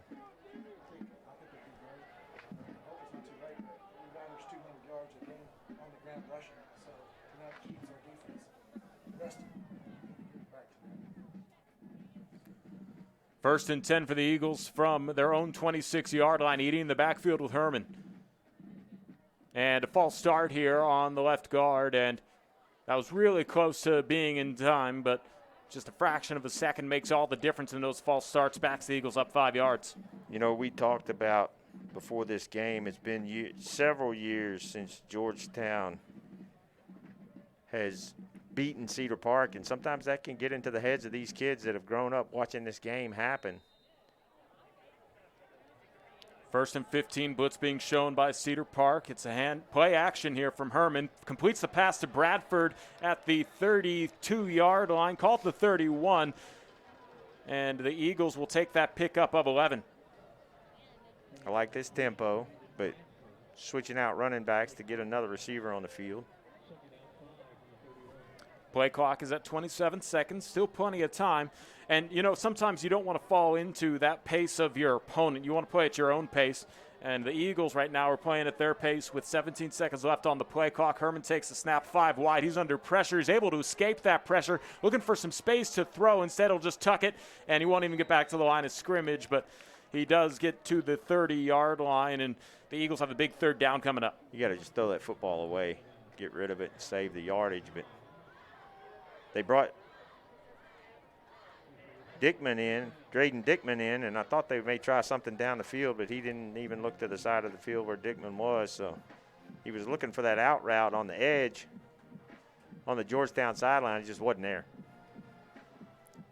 3rd and 7, ball on the 29-yard line. Eagles trying to pick up a borrow from Morrow first down. It would be much needed with 9:18 left to play until halftime.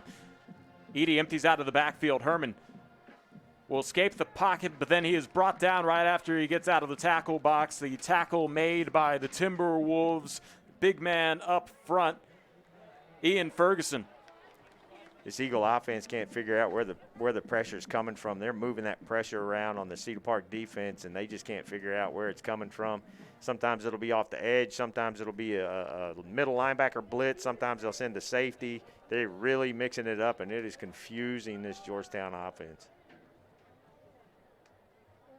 The punt bobbled by Lachlan. He picks it up off the bounce, still able to get it off, and it's a pretty good punt. Takes a really good Georgetown roll and gets across the 30 to the 25-yard line. And Lady Luck smiles on Eagles for that play with 8:33 left to play in the second quarter. I think that is the worst starting field position that they've had tonight.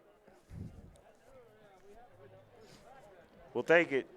Yeah, at the 25-yard line, officially where this Timberwolves drive will start. They're looking to add on to a 28-3 lead. Well, they're as much as they're confusing the Georgetown offense, they're also confusing the defense with some great play calls. Play action here. Hernandez under pressure as he throws, and he completes the pass.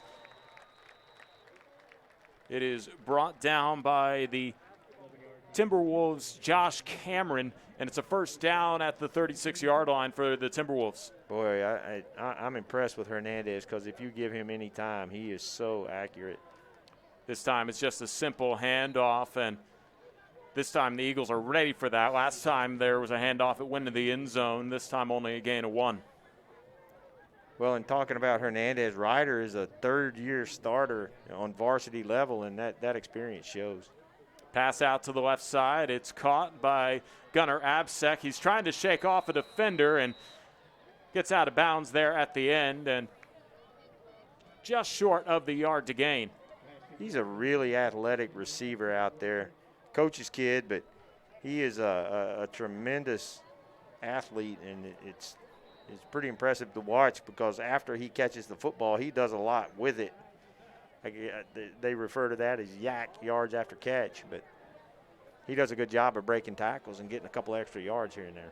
It is a first down. He didn't go out of bounds, so the clock keeps moving. Got 7:20 left to play in the second quarter. 1st and 10, another completion to Absek across midfield, and he steps out of bounds at the 45-yard line. That stops the clock at 7:14, and it is a first down for Cedar Park. Very similar or the same play they just ran, and, that's the dance with who brung you idea.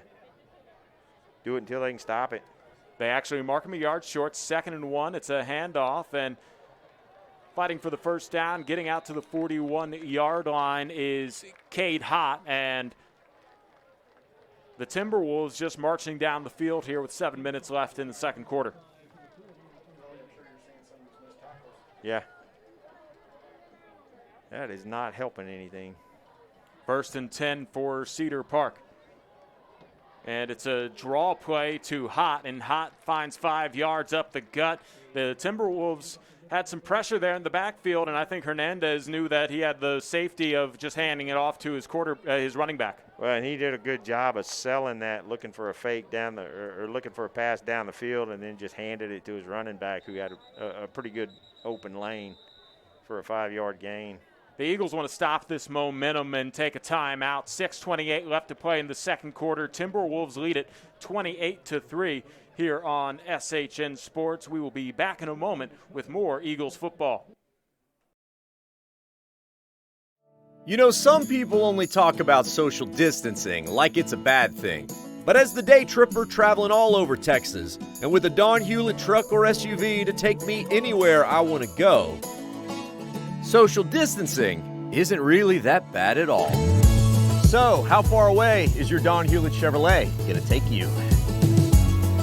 Find new roads in Georgetown and at donhewlett.com. Don Hewlett, Texas true. This broadcast on SHN Sports is brought to you in part by our bank. You belong here. We take the time to listen to you and your financial needs and desires in order to help you create unique solutions that will help you achieve those goals. These broadcasts on SHN Sports are made possible by advertisers like these. If you would like to promote your business while also making an impact in the community, email Carl at shnsports.com for more information about advertising opportunities.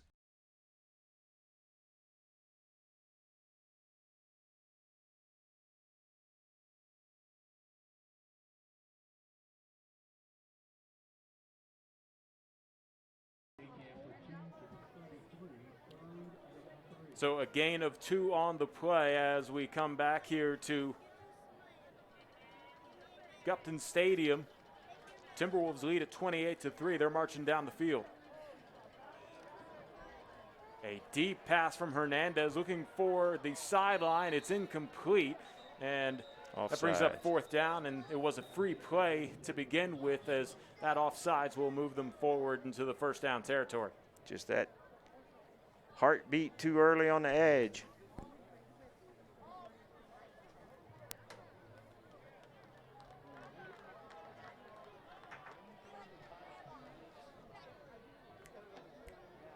Offsides on the edge. I think it was Obina that came across early. But I tell you what, Hernandez running this offense is impressive. Yeah, it has been impressive to watch him. And, you see the numbers on paper. He completes 75% of his passes, and that's really impressive here. It's 1st and 10. Hernandez will drop back, scans to his left, rolls out to the right as he's under pressure, keeps his eyes down the field, looks for a pass, and it just throws it away incomplete. Nope, he caught it. Our front 4. What? Where? Who caught it? First at the 19-yard line. 1st down, just shy of the 1st down at the 19. Flag on the play from this side. Going to be a hold. That'll help out the Eagles.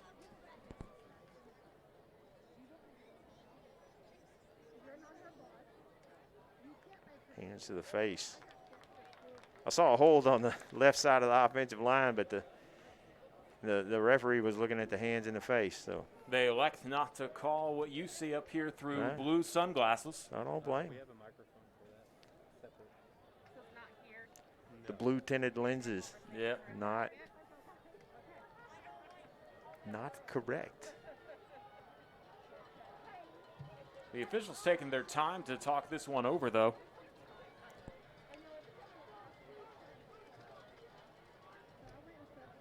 Now they'll mark off the yards, I suppose. From the end of the play, which was a completed pass at the 19. So the Timberwolves get into the red zone, and then they get a penalty that gets them to the 9-yard line. Really frustrated. The coaches are next to us, and you can hear the frustration in the booth just over the mistakes, the mental errors.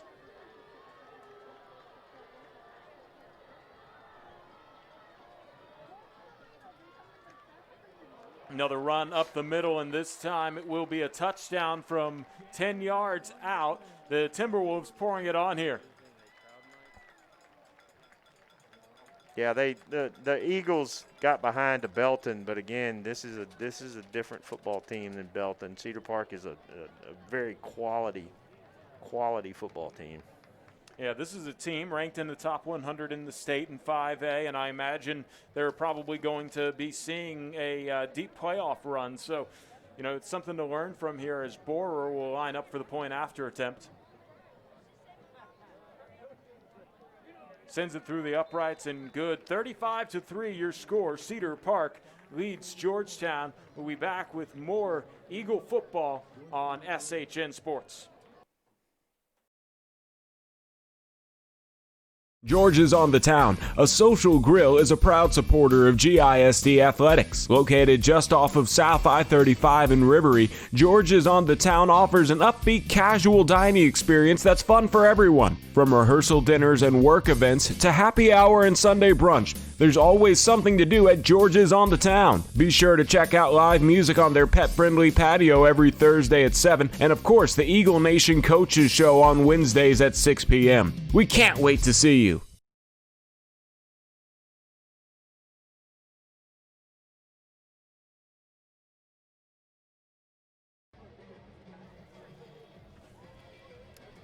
.344 left to play in the first half, and Eagles have their work cut out for them, down 35-13. Or excuse me, 35-3. Wishful thinking on the 13. See, now you got a guy coming on late for the kickoff.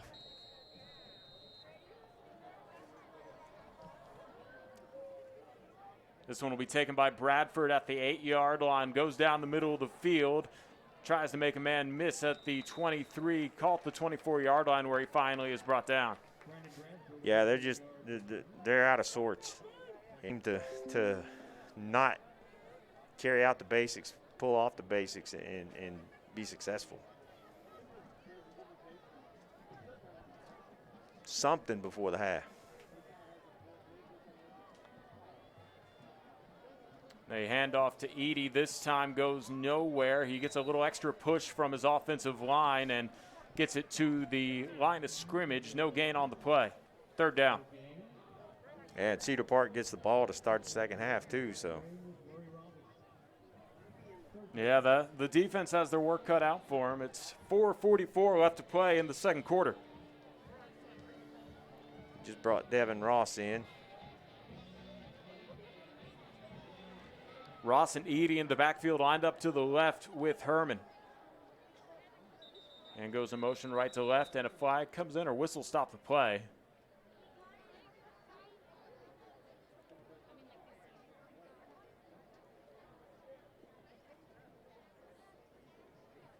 Wonder what's wrong here. Are they going to call an illegal shift on the Eagles, perhaps?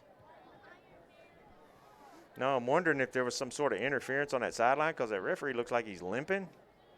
So I wonder if he ran into somebody and they're going to call sideline interference. False start will be called on the Eagles. So what was a 3rd and 1 becomes a 3rd and 6 when it rains, it pours, Kelly.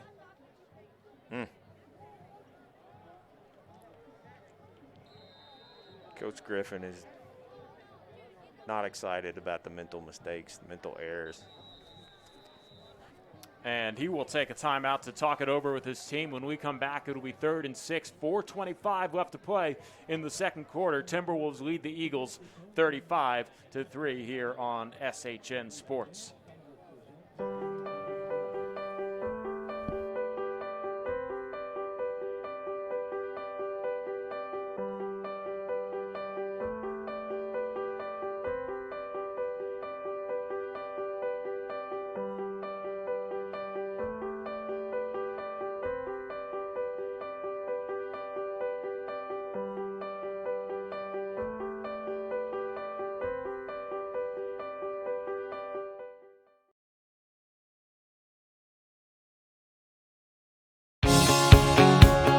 At our bank, we believe in doing the right things for the right reasons.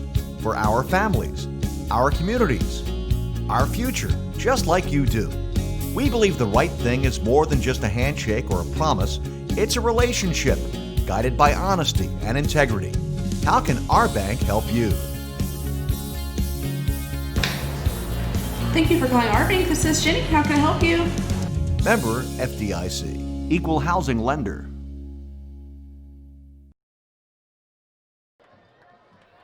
Third and 6 for the Eagles after a timeout on the field by Georgetown. They need to pick up the first down with 4:25 left to play here in the second quarter. Under pressure is Herman. He's going to try and tuck it and run. He escapes one tackle and fights for the borrow from Morrow first down. Boy, that's what Darson needed there. And that time you saw him lower that shoulder. The smaller cornerback coming up trying to tackle the 6'3", 220-pound junior. And he lowered that shoulder and ran that ball like we're used to seeing Darson run the football. Maybe that'll get him going here with 4 minutes left to play. New life breathed into this series. Two receivers on both sides from the right hash mark out of the pistol. It's Herman. He'll drop back for a pass.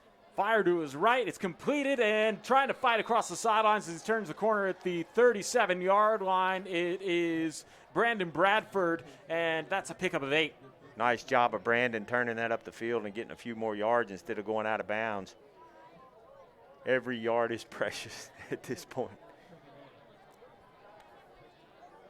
Call it a gain of 7, I beg your pardon. 2nd and 3 coming up. 2 men in the backfield with Herman. He's going to send a man in motion left to right. That's Lachlan. Rolling out to the left is Herman. Throws to the right side. Bradford almost had the catch. Flags come in, and I think this will be another pass interference on Michael Putney. No, it's going to be on Georgetown.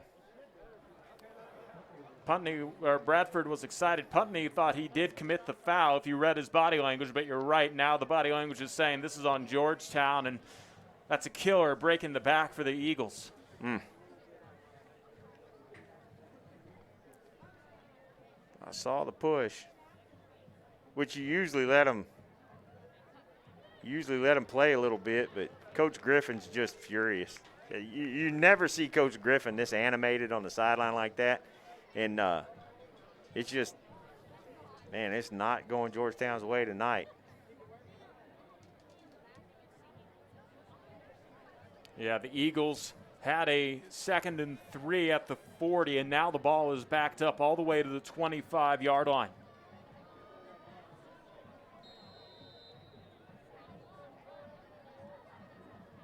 Yard to gain is the 43. Eagles in their own territory. Edey empties out of the backfield. Dropping back is Herman. He scans to Edey, and now he throws in the middle. It's intercepted by a lineman at the front end. He's trying to take it back himself across the 10. He is brought down at the 5. Flags come in. Let's see what this flag's about, but big old 94 right there. Murray Robinson comes up with the interception at the trenches and takes it inside the 10. Going to be interesting what this call is, but you can see why Cedar Park's ranked number 8 in 5A Division 1.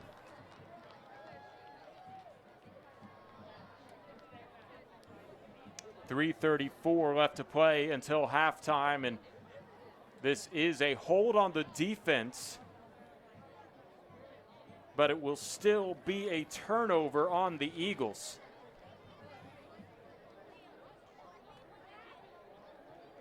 So the defensive hold does not negate the interception, or it does? I believe it does. No, it doesn't. It was post change of possession. Yeah, so they'll take it back 10 yards, and it'll be Cedar Park's football about the 20-yard line. Yeah, I was about to say, I don't believe it does. I don't believe it doesn't, I should say. And here it is. The Eagles now have their defense with only 20 yards between them and the end zone. They have to play some defense here. Ryder Hernandez is in the shotgun. 2 receivers on both sides from the left hash mark. He has Adams in the backfield with him. Or excuse me, that's Cade Hott. Either way, they don't hand it to their running backs often. Hernandez will throw it towards the end zone and bobbled in and out of the hands of Grasso. He almost came up with the end zone touchdown. Can't get a break. Needed the pick. Interception, I should say. That almost came down as a touchdown as well. That could have gone either way, just a little over the head of the intended receiver, Gunnar Apsek. Boy, we needed that pick out there on the edge, but the hands were just deceiving. Not able to haul it in. I know Grasso is just beating himself up for dropping that one. Trips right. Absek lined up to the left, and it will be a handoff this time. The Hot finds room across the middle, across the 10, and the 5 into the end zone. Touchdown, Cedar Park. Well designed play there. 41-3, Cedar Park with the lead over Georgetown. 3:21 left to play, and Cedar Park has not been denied many times on their offensive possessions. Yeah, they're just a machine. Some early mistakes on their first couple of drives, but, again, they had that one touchdown called back. Kick was good. They had that one touchdown called back, but that's been the biggest mistake Cedar Park's made tonight. Yeah, it's been a pretty one-sided game to this point, but I'm not saying that the Eagles will make a comeback, but there are 2 halves to every football game, so we'll have to see how the Eagles do in the second half. And I'd like to get to some of our sponsors here. Extraco Banks, let's build some dreams. Grand Endeavor Homes, luxury custom homes in the Austin and San Antonio areas. Don Hewlett Family of Dealerships, Texas True. Our bank, you are more than a customer, you are part of our family. Thank you for banking on us. Oak Ridge Disciple House, there's light at the end of the tunnel. That light can be found through Oak Ridge. Smoothie King at Wolf Ranch, blending goodness to fuel your greatness. Borrow from Morrow, our first down sponsor. Our family, your future, our focus. Visit borrowfrommorrow.com. Schlotzsky's, serving Georgetown since 1997. We haul buns. And Ideal Signs, custom signage for all of your business needs. This will be a Borer short kick, and he sends it into no man's land. It is a legal procedure flag. Let's see what the Eagles elect to do. Just give them at least decent starting position. I think they move it up to the 30-yard line. I believe that's out of bounds, 30 or 35. I think it's the 30-yard line. I believe it's the 30, and the Eagles will not make a re-kick, as the 30 would be their best field position to start an offensive drive. I don't even know what you say in the huddle right now other than let's play like this game 0-0 and start doing what we've taught you to do. Herman in the shotgun, 2 men in the backfield with him. 1st and 10 from the 30, a handoff to Edey. Edey goes down that left hash mark and finds 4 yards on the play. Well, going to the running game down this far, it's probably coaches wanting to get this clock run out, see if they can bust one here or there, but get this clock run down, get out of here, and go to the locker room and regroup. Another handoff to Edey, finds space around his right tackle and gets out to the 37-yard line before he's brought down on the play. This Cedar Park team tackles well on defense. They rarely miss a tackle in the open field. Blake Burton with the tackle, and 2nd and short here, 3rd and short for the Eagles. They fight forward across the 40 on a simple run play and give him the ball from Morrow, 1st down. Yeah, 1st down, got it. Thought they may change their mind a little bit because the far side judge was around the 41-yard line and then moved back. 2:28 until halftime. The clock's ticking here. 23 seconds on the play clock. Out of the pistol. It's Herman. Moves Edey to his right. Trips to the left. A single tight end on the left side for an extra blocker. And Better Edey get on has that football. Better get on that football. Lateral. Yep, and he runs it out of bounds as the Eagles will lose yards of about 8 to the 32-yard line. 2nd and 18 coming up. The officials didn't call that an incomplete pass. I guess it was enough of a lateral slash backwards. Yeah, it was backwards. If it's parallel or in front of the line of scrimmage, then it's a pass, but that one was backwards. That's why I was yelling, get on the football.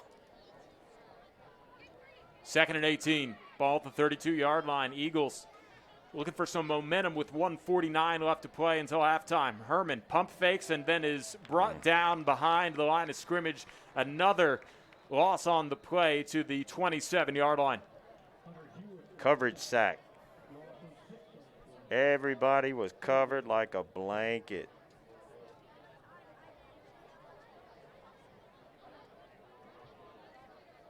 My goodness. The clock stopped here on a timeout. Cedar Park wants football back. Yeah, 1:41 left, and it's 3rd and 23 coming up. And as a coach, you never want to be put in that situation where you have to pull out your 3rd and 23 play. You think you have one, but you don't want to use it here in a 42-3 game. Yeah, there's probably not a lot of them drawn up in the playbook for 3rd and 23.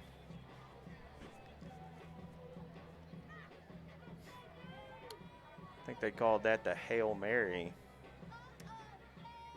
I know they have a couple trick plays up their sleeve, but no need to, use them in this kind of game at the moment. And as you were saying, maybe they just kind of run the ball, force another timeout. There's 2 timeouts left for the Timberwolves, 1 for the Eagles, should they elect to use theirs.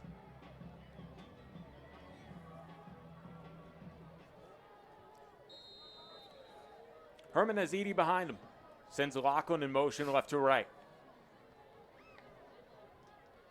Handoff to Edey. He's going to run across the 25, gets to the 30 before he's pushed out of bounds. A combination on the play of Joshua Pell, the backup quarterback, playing defensive back, as well as Shelby Battles combining for that tackle, and 4th down coming up. I think we're seeing a little shell shock there because Coach Griffin and the offensive staff previously probably would have called something to try to get a big chunk of that back, but I honestly think they just want to get the halftime.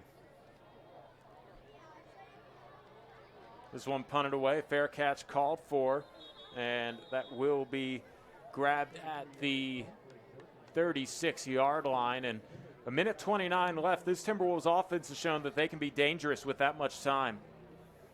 They can score fast, and I think they want to put some more points on the board. Ryder Hernandez, his senior year, 3-year starter, looking to add on to his incredible game so far. Trips right 2 receivers to the left. From the left hash mark, 1st and 10 on the 37-yard line. A pass across the middle, incomplete, intended for Gunnar Absek. Boy, he's got such a strong arm. That was an absolute rocket down the field.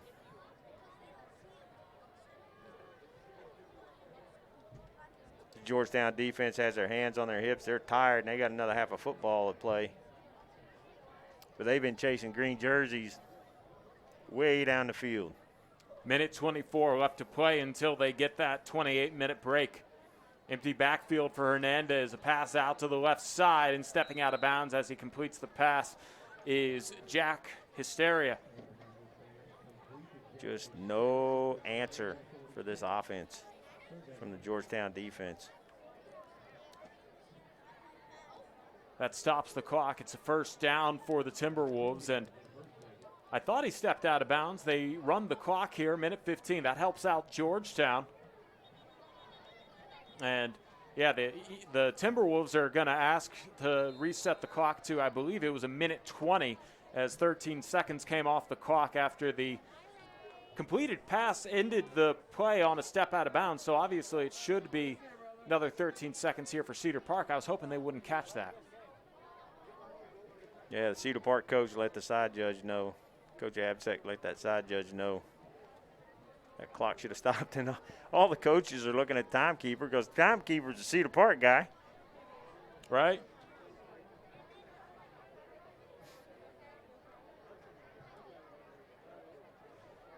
It is a nice facility out here at Gupton Stadium. They put on, I guess, 3 more seconds. The last play went off at a minute 24, so they add on 3 seconds to relieve the mistake, I suppose. Here it is, 1st and 10, ball at the 47-yard line. Timberwolves in their own territory looking to add on to a 39-point lead. Hernandez has time to throw. He'll escape out of the right side, looking for a pass, points out a defender, fires it deep. This spiral's beautiful, right into the hands of Jack Hysteria, and that will be a huge touchdown, 53 yards, adding on to the Timberwolves' lead. We said, talking before the game, that they were going to have to keep Hernandez in the pocket, but he has stayed in the pocket, and he's rolled out of the pocket, and he's been all over the field, and just receivers wide open.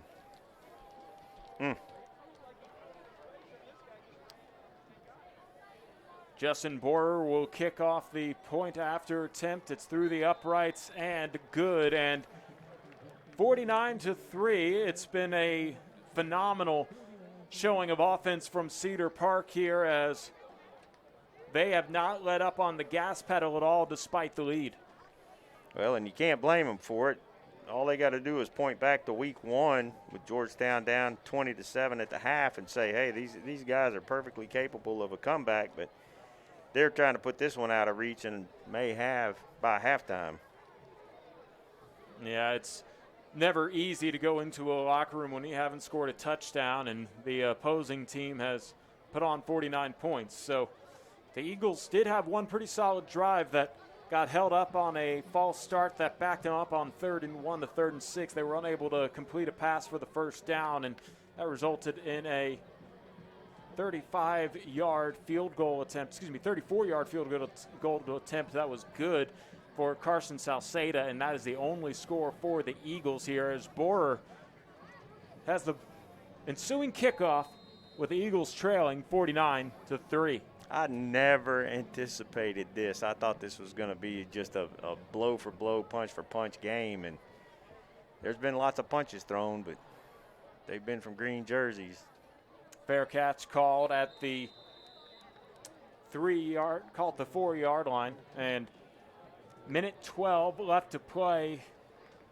2 timeouts left for the Timberwolves, 1 timeout left for the Eagles. Yeah, people may be wondering why they're doing that. If you make a fair catch inside the 10-yard line at the college or high school level, then the ball comes out to the 25. So it's a smart play. I knew it was going to be not there inside the 10. I just couldn't quite remember. First time we're seeing it this season, and a little COVID refresher that it goes out to the 25-yard line. Again, sometimes it feels like it's been 5 years since I saw last year's season. Eagles trying to get something going before they head into the locker rooms. Herman, a quick pass out to the left. It's completed at the 30-yard line, and the clock will keep moving here. 1:02 left after the completion pass. Well, and at halftime, the coaches are just going to have to go in and tell these kids, hey, we're treating this like it's 0-0 when we come back out, and let's start doing the fundamentals, and let's play this second half just to try to win the half and build on it for next week. Lachlan was the one who completed the pass, and it was a gain of 6, so 2nd and 4 here for the Eagles. It'd be huge if they could add on a touchdown with 45 seconds left to play until halftime. Herman with an empty backfield has to deal with a wide snap, picks it up and is able to have something to go as he rolls out to the left and just throws it away, incomplete. But kudos to him for making something out of nothing, and then turned out to be nothing anyway. Right. It was. I was kind of chuckling to myself, saying, you know, when the quarterback throws the ball away and keeps from being sacked, that's a good thing, positive thing, and you're excited about it. Things aren't going your way that night. Empty backfield for Herman. Looks left, quick throw to the left side. It's completed to Bradford, and I think he got the borrow from Morrow first down. Just got half a step across to the 36-yard line, and he got out of bounds to stop the clock at 30 seconds until the teams head into the locker rooms. Yeah, some of the senior leadership's going to have to keep these younger guys' heads in this football game. Tight end on the left side, 2 receivers on the right side. Deep down the right hash mark, and Jacob Trussell unable to pull it in, and incomplete as just a little ahead of him. Little hand checking out there that they let go. That does stop the clock at 25 seconds. 2nd and 10, the Eagles at their own 36-yard line. Well, now Cedar Park's not even sending any pressure. They're rushing 4, and they've got 7 back in coverage. They may send some pressure now on this 2nd and long. Trips left with the tight end on the left side. Quick pass out to the left side, caught by Lachlan. He stutter steps at the 37, gets across the 40, and is dragged down for the borrow from Morrow first down. Excuse me, that wasn't Lachlan, that was Bradford, and Bradford picks up the first down for the Eagles. They'll stop the clock at 15 seconds to move the chain. The Eagles also have 1 timeout in their pocket, trying to break double digits here if they can add on a touchdown in the point after. Flag on the far side. Looks like it goes against Cedar Park. That helps out the Eagles. You take anything right now.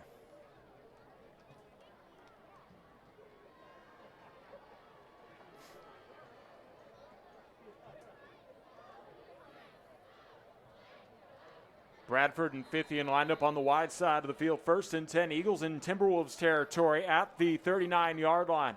1st and 10 for Herman out of the pistol with Edie behind him. He's going to drop back for a pass. Looks deep down the right sideline. Bradford in double coverage, unable to come down with it. And that ends the half. So it's going to be interesting. I sure would like to have a microphone in that locker room, but Coach Griffin's he's still barking at the referees, and this isn't all the referees, but his frustration showing with some of the players too after the whistle is over. But hey, for me, I'm completely surprised. Yeah, I don't think anybody came in here expecting this, as the Eagles have looked pretty good in non-district play. So did the Timberwolves. Both teams 2-0 coming into this evening's matchup. And I'm Carl Schoening along with Kelly Duvall. We're up here at Gupton Stadium, wearing our masks, as you can see. So if we sound a little muffled or breathing a little heavy, that's us. And that's just the COVID rules. That's why I have this particular mask. I don't have to hold it up the whole time. Right. So yeah, it's been a rough half for the Eagles here, but 28 minutes to recover, and the defense is definitely happy for this kind of recovery time. Well, and after talking to both coaches, I don't think any of the coaching staff from either team expected this to happen, but Cedar Park has been clicking. They stalled a little bit on their first drive, didn't put points on the board, but after that they started clicking, and Georgetown just has not been able to take the gasoline out of that machine at all. No, that is a well-oiled machine, as well as you really can't say too much more than what a dynamic, high-powered aerial raid offense this is for the Timberwolves. And if they're able to play like this every week, they're going to be hard to beat. Yeah, they are going to be hard to beat. And nobody is surprised that Cedar Park has this quality of a team. They're always very well coached. They have a lot of talent, a lot of depth. this year prior to the season starting, we saw a lot of returning guys for Georgetown. We saw a lot of guys coming back that weren't necessarily starters but had a lot of playing time. So we were expecting a much better, much closer game than we have right now. So there is some shell shock in that locker room right now, and it'll be interesting to see how they respond. Yeah, well, they do still have another half of football to play. It's 49-3 here at the half between Georgetown and Cedar Park. There is no any traveling spirit party or band for the Eagles. Cedar Park obviously gets their home halftime. So we're going to take a break here on SHN Sports. About 25 minutes until the start of the third quarter here from Gupton Stadium. We'll be back in a moment on SHN Sports.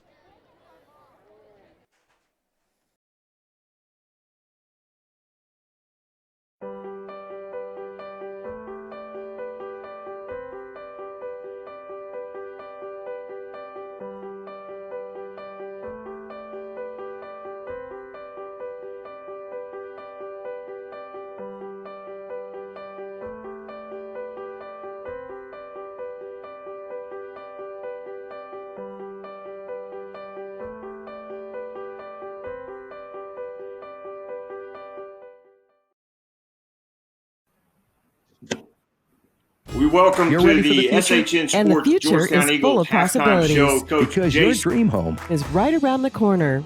If you're ready for the next step Or 2, or 3, we can help. At our bank, we're ready to help you open doors to your future. our mortgage team is here and ready to begin your next step. Doing the right things for the right reasons. Welcome to our bank. You belong here. Member FDIC Equal Housing Lender.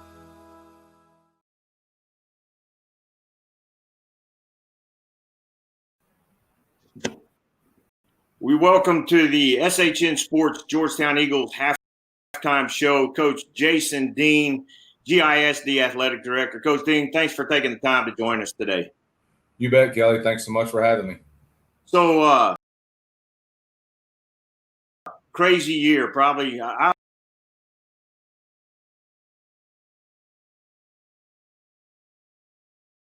I would guess one of the craziest that you've seen in your career as a coach and athletic director. Talk a little bit about what's going on with GISD in getting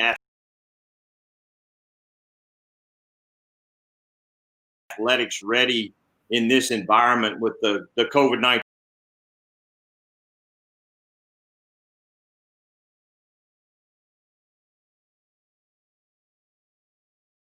protocols and such.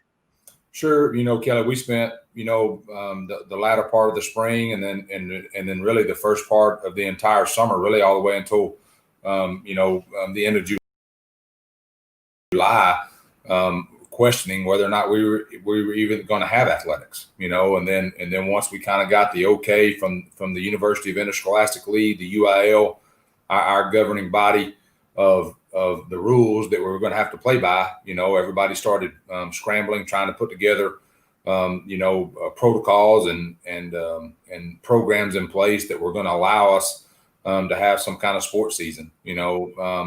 Every single day still we're coming across scenarios that we just didn't realize could happen or were going to happen, that we're having to adjust and make changes for. So to say that it's been challenging would be an understatement. I can only imagine. We talked last year on one of our halftime interviews with you at one of the Georgetown games, and you talked about the challenges of being a new athletic director. What's been the biggest challenge this year with all this COVID stuff and keeping the athletes and coaches and everybody safe? Well, I would say that, as a coach or a former coach, you're in control. You want to be in control. You want to decide how things happen. You want to come up with a detailed practice plan to have a good plan in place so that you're giving your kids the best chance to be successful. In this deal, man, the rules are constantly changing. We don't know from day to day, week to week, certainly month to month, sport to sport, on what the new rules are going to be. And I don't think that's anybody's fault. It's just, man, we're all learning in this deal together from the national level to the state level to the county level to the city level to the school level. We're all learning in this deal together. And like I said, there are just different scenarios that continually come up that nobody really thought ahead of time. I think, what if this happens? And, we're having to adjust, as we go. But I'll tell you what, our district administration, our superintendent and our school board have been great on if we're allowed to do it, if the people that are making the rules, the UIL or the county, the state, if they're allowing us to do it, if they're allowing us to play sports, if they're allowing us to go to school, then our guys are all for it. We're trying to do everything we can to make our kids have a chance to be successful. I know GISD and for our crew, Georgetown High School has always been very accommodating, but we even have to go through some protocols to be able to be around the stadium, around the team, and do some of the things that we do. But we appreciate everything that you and the school district have done to help keep these athletes and everybody involved safe. I think it comes down to, I know people, whether you believe in the mask and you think they're great, or whether you don't want to wear one at all. Here's the bottom line. If it's about the kids on the field or the court, if we're doing things that our people are telling us we have to do, not our people, but our governing body, the UIL, the state, whatever, are telling us that we have to do to be able to have athletic events, to be able to have people on the court, to be able to have people in the stands, to allow parents to come to games, then that answers the question for me. Let's make it about the kids on the field. Let's make it about the kids on the court, and let's do whatever we have to do to make sure that we can continue to do that. So what do y'all have to do pushing forward to see? I know volleyball has started. I think basketball is going to be starting up. And then, of course, we look forward to the spring sports. And sports are such an integral part of not just Central Texas, but all of Texas high school life. What do the next few months look like? Well, we're going to have to be flexible. There's no doubt. As well as I do, entering in October, November, we enter the cold and flu season. What does that do to this whole COVID scenario? As far as symptoms go, do we have a symptom that's COVID related, or do we have a symptom that's flu related? Does the flu make the COVID even worse? So, man, that's all stuff that we don't have the answers to yet. And the fact of the matter is, nobody has the answers to that, on even the national level. So, we're just going to have to be flexible. Again, our parents, our fans have done a tremendous job just understanding that they also are going to have to be flexible. There's going to be game adjustments. There's going to be time adjustments. There's going to be how many people we allow in the stands adjustments. So our guys have been great, about just being flexible, and again, making it about the kids that are on the court or on the field, just ensuring that what we don't want to happen was what would happen to our seniors last spring. Right. Where their entire season, got shut down and those kids never got a chance to compete. My heart went out to those softball players and baseball players and track athletes, golf players, tennis players that didn't get a chance to finish their season. That was terrible. And so, if we can ensure that those kids get to have a season, man, that's what we're trying to do.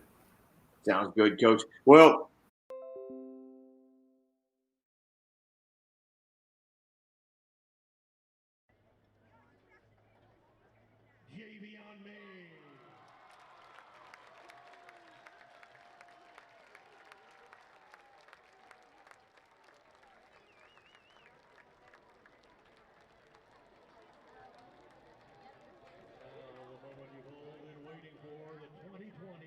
Cedar Park High School homecoming queen, and she is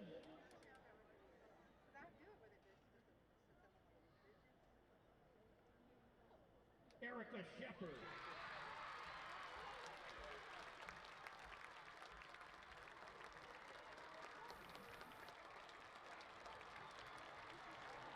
Game adjustments. There's going to be time adjustments. There's going to be how many people we allow in the stands adjustments. So our guys have been great, about just being flexible and again, making it about the kids that are on the court or on the field, just ensuring that what we don't want to happen was what would happen to our seniors last spring. Right. Where their entire season, got shut down and those kids never got a chance to compete. My heart went out to those softball players and baseball players and track athletes, golf players, tennis players that didn't get a chance to finish their season.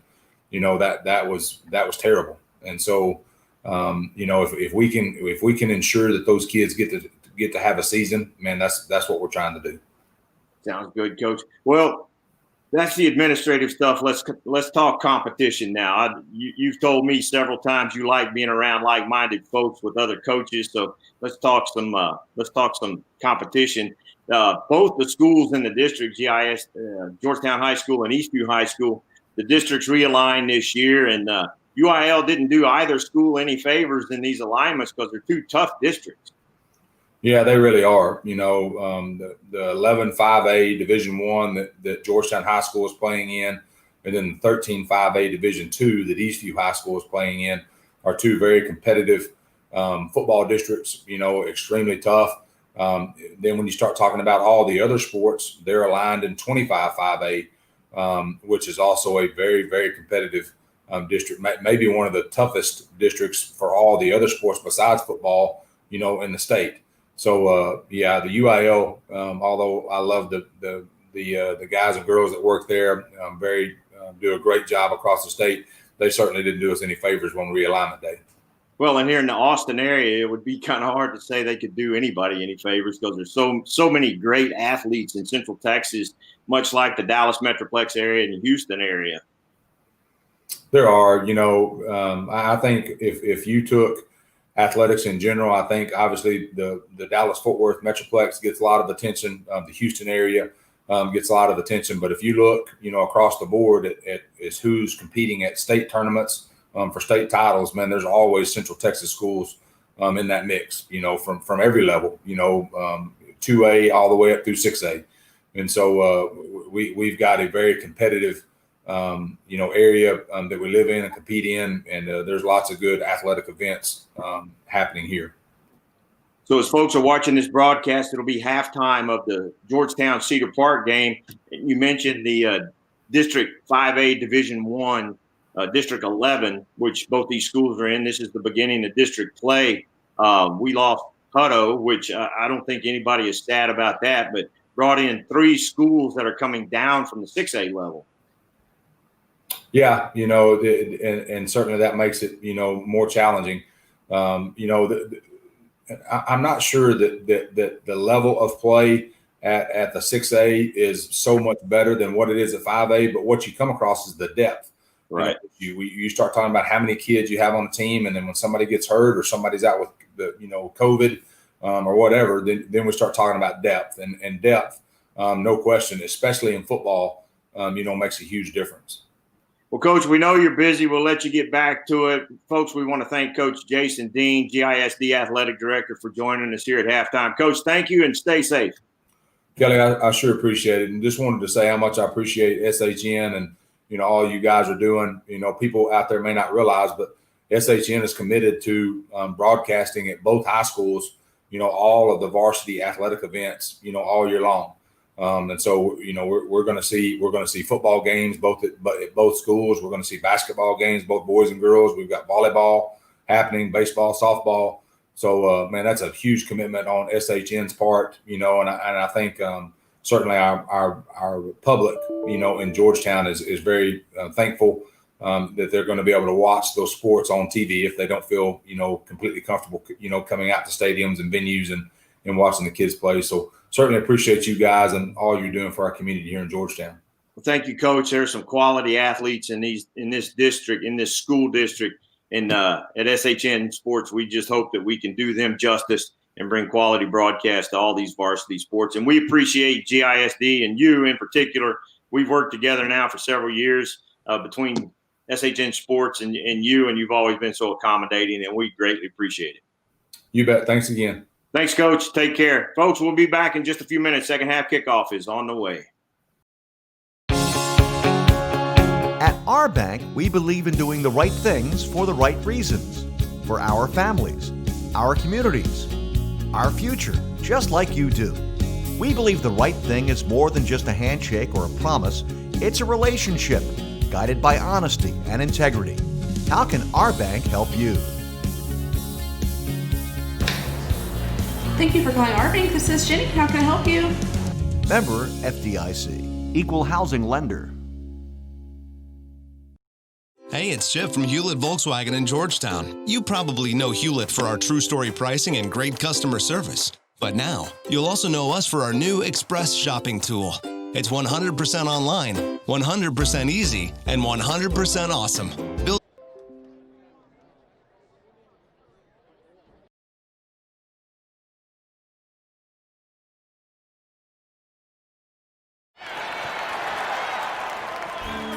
Now that's the sound of Eagle football. While the Eagles deliver on the field, Extraco delivers off the field. Whether it's opening up a small business, growing your business, retirement, or something simpler, we'll work with you to make it a reality. Let's build some dreams. To learn more, visit extracobanks.com. Extraco Banks is a member FDIC.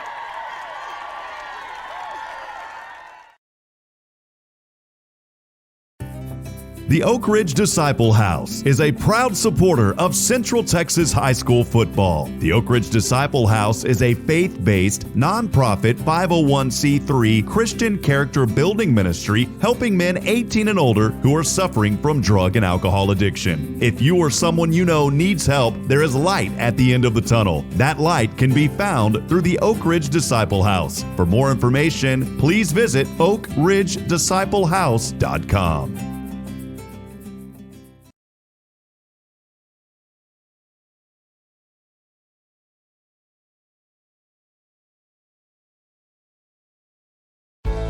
Hey y'all, this is Michelle with Schlotzsky's. I've been here since 1997 when we opened our doors right here in Georgetown. As a lifelong resident that is dedicated to this community, I am passionate about our customers here in Georgetown. At Schlotzsky's, we make our buns fresh from scratch. We fuse aged traditions with chef creations. Our employees have over 60 years combined experience in crafting the most savory sandwiches. Satisfy your hunger with the 13 ingredients that make up the famous original sandwich. Schlotzsky's, lots better.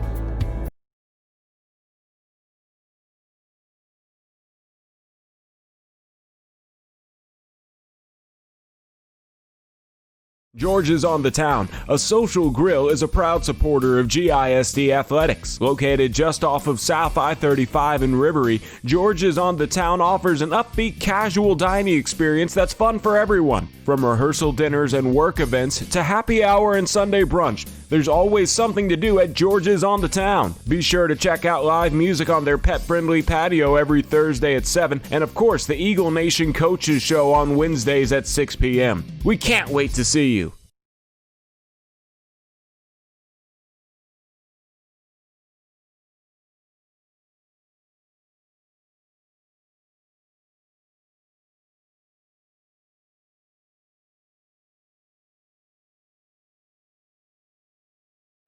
You know, some people only talk about social distancing like it's a bad thing. But as the day tripper traveling all over Texas, and with a Don Hewlett truck or SUV to take me anywhere I want to go, social distancing isn't really that bad at all. So, how far away is your Don Hewlett Chevrolet going to take you? Find new roads in Georgetown and at donhewlett.com. Don Hewlett, Texas True. This broadcast on SHN Sports is brought to you in part by our bank. You belong here. We take the time to listen to you and your financial needs and desires in order to help you create unique solutions that will help you achieve those goals. These broadcasts on SHN Sports are made possible by advertisers like these. If you would like to promote your business while also making an impact in the community, email Carl at shnsports.com for more information about advertising opportunities.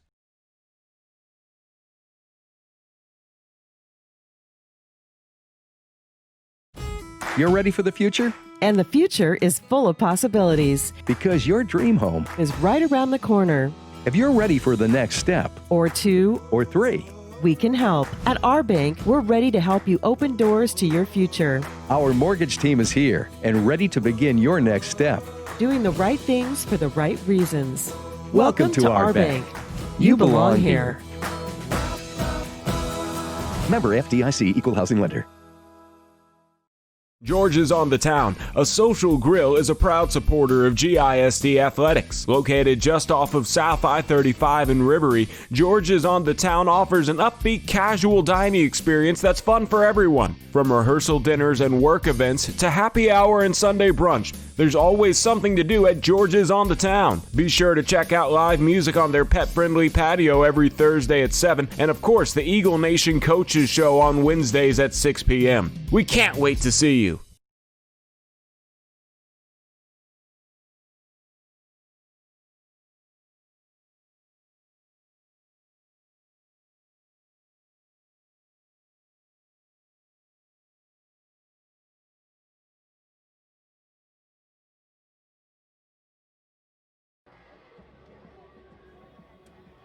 Well, Eagles have their work cut out for them. I'm Carl Schoening along with Kelly Duvall, Cole Smith, and David England are on our cameras this evening. We're happy you tuned in, and hey, a lot of y'all are still watching here despite the 49-3 score, so hopefully you guys can help will the Eagles into a good comeback as they get ready to take the field.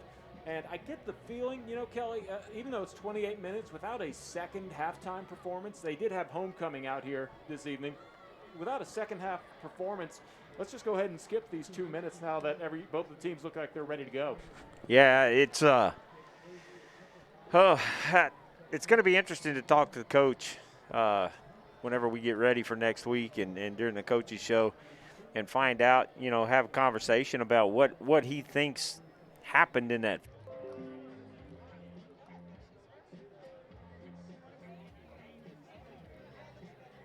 Well, we're sorry that we lost you there for a moment, but it is time for the third quarter to get rolling here on SHN Sports, and the Eagles will be kicking it off after they received the opening kickoff.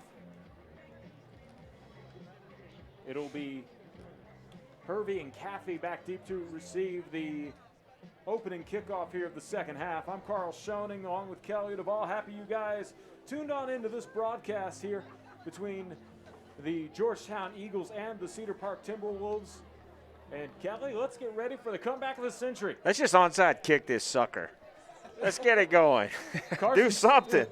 Carson Salceda does have a short charge here, and he sends this one high and short. A fair catch called for and made by Cody Marshall at the 21-yard line, and the Timberwolves will start their first drive of the second half there. They lead at 49-3. Well, and one of the things that you've got to look for now is that there was some chippiness and a couple of personal foul penalties in that first half, and if a player gets a second personal foul penalty, they are out of this game, and that could cost them next week as well, or at least part of the game next week. I'm not sure how that rule falls. Like a targeting call can get you ejected for the remainder of the game and then the first half of the next game, but let's see what they did at halftime. The Eagles will deal with the backup quarterback now, as it was a simple run up the middle. Didn't see too much of that. Joshua Pell, the junior quarterback slash kicker in the game, and it's a simple handoff that is tackled for a loss from the run by Luke Taylor, and 2nd and 12 coming up. Well, and I think you're seeing the second team quarterback for Cedar Park. You're going to start seeing a lot of kids get a lot of snaps in this second half. I beg your pardon, that's Kevin Adams in the backfield with Pell. And Joshua Pell in the shotgun, 2nd and 12 here. Man goes in motion left to right, fakes the end around, and will keep it himself on the counter play, and he's going nowhere as Aaron Bazell has a good energy with them here, as even though they trail, he really got in the face of Pell to let him know not to run on him. Well, and Hunter Springer got over there and was a part of that tackle, but now you got a long third down. Let's see if Georgetown can do something with that. Aaron Bazell's limping a little bit out there on that right side. Hopefully he's okay. Just a little stinger or something. 3rd and 12 ball on the 23-yard line. Cedar Park in their own territory. Adams in the backfield, faking the handoff to him is Pell. A pass out to the right side. It is broken up. A nice tip deflecting that pass for the Eagles was Aiden Valencia. And 4th down coming up. 3 and out is a good way to start the second half. You absolutely will take that, and that's absolutely what you want to see as a change in this second half. Now they got to do something on offense and start moving this ball down the field a little bit. Lachlan back deep to receive this punt from Pell, who is the quarterback and punter here. 4th and 12 ball on the 23. Kind of carry you need right there to make this a 3rd and short and try to do something, keep this drive going. Some positive momentum going in this second half. 9:55 left to play in the third. Eagles have the clock moving on them. The 3rd and short here. A pass out to Trussell on the left side. He crosses midfield, gets to the 45 before he is brought down, but it's a borrow from Morrow 1st down into the Timberwolves territory. Nice job by Jacob of just cutting in front of that cornerback and separating from him a little bit. 1st and 10 for the Eagles at the 44-yard line in Cedar Park territory. 2 men in the backfield. It's Ross and Edie with Herman. Blitz being shown and coming from Cedar Park. A quick throw out to the right, caught by Bradford at the 40, and he gets out of bounds at the 39-yard line. Now this looks a little more like the offense that we're used to seeing with Georgetown. I think Cedar Park is playing with a lot of second teamers on the defense right now, but you want to just get that rhythm going. They've got to have something positive to build on to get ready for the rest of this season. 2nd and 5. Ball on the 39. Herman on an option play. Edie takes the toss out to the left side across the 40 to the 35. Stiff arms the defender at the 32-yard line. He is brought down after being tripped up by the man coming up limping on the sidelines. That is Cody Marshall. But it's borrow from Morrow 1st down. Yeah, it's nice to see Edie get open a little bit, do something out in the field and gain some yardage. I know he's probably been frustrated by the lack of yardage tonight. Herman will drop back for a pass on 1st and 10. He decides to tuck it and run, gets past the line of scrimmage, and is brought down at the 30-yard line. Pickup of 2. He avoids the sack, though, or throwing it away for negative yardage. The clock keeps moving at 8:37 to play in the 3rd. Some of the defensive backs are second-team defensive backs, but there's still some of those first-team linemen in there trying to get after Darson and the running backs.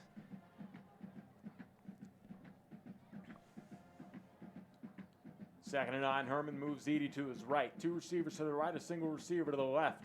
And tied in on the right side as well. A pass over to the right. Bradford has that one deflected away from him. In on the coverage was Michael Putney. Coach Griffin is going to lose his mind, but he just walked away. Just turned and walked away. Wow. Yeah, they were looking for a pass interference right there on Putney, who has been a guilty party a couple times. And in this particular case, he is unable to, or he's able to get away with it, and the Eagles will have to deal with the 3rd and 9. Ball on the Timberwolves 31. Now a flag comes in. Looks like it took them a while, but now it looks like the Eagles will pick up that borrow from Morrow 1st down on the penalty. I had quit looking at the referee. I don't even know what they called. I think they finally picked it up after a conference. It's one of those things where it's your job to throw that flag that we obviously saw from this side. So the penalty mark, or I don't know what it was exactly. You're right here as the Eagles have the ball at the 25-yard line. 1st and 10. Call to borrow from Morrow 1st down. A handoff to Edie here. He goes behind his left guard and fights his way into the Smoothie King red zone to the 20-yard line and pick up a 5. Well, and this is what you want to see, because you're asking yourself as a coaching staff and a fan, are these guys still willing to get in this fight? And they're showing some fight left in this first drive in the second half. A lot of ball game left here. The Eagles still fighting. Herman will drop back, looks for a pass, fires across the middle, and it's in and out of the hands of, I believe, the defensive backs that were covering Bradford, thrown in a double coverage right there. That was lucky for the Eagles not to be a turnover. Well, and it was a good defensive play, but you saw a little more zip on that football from Darson. That's probably the hardest ball he's thrown tonight. And it was like I was saying earlier, Darson just hadn't looked like himself in that first half. That's a little more accurate pass from him. Herman on 3rd and 5 will throw out to the right side. It's caught by Bradford for a borrow from Morrow. First down inside the 15. They mark him down officially at the 12-yard line. Brandon did a good job on that route, acted like he was going inside and then bounced it outside and was there and picked up that first down. Pistol formation here for Herman.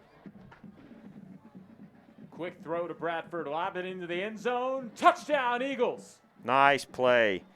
Nice play by Bradford there. Good catch. Coverage was good, and it was there, but nice play there by Brandon Bradford out on the edge.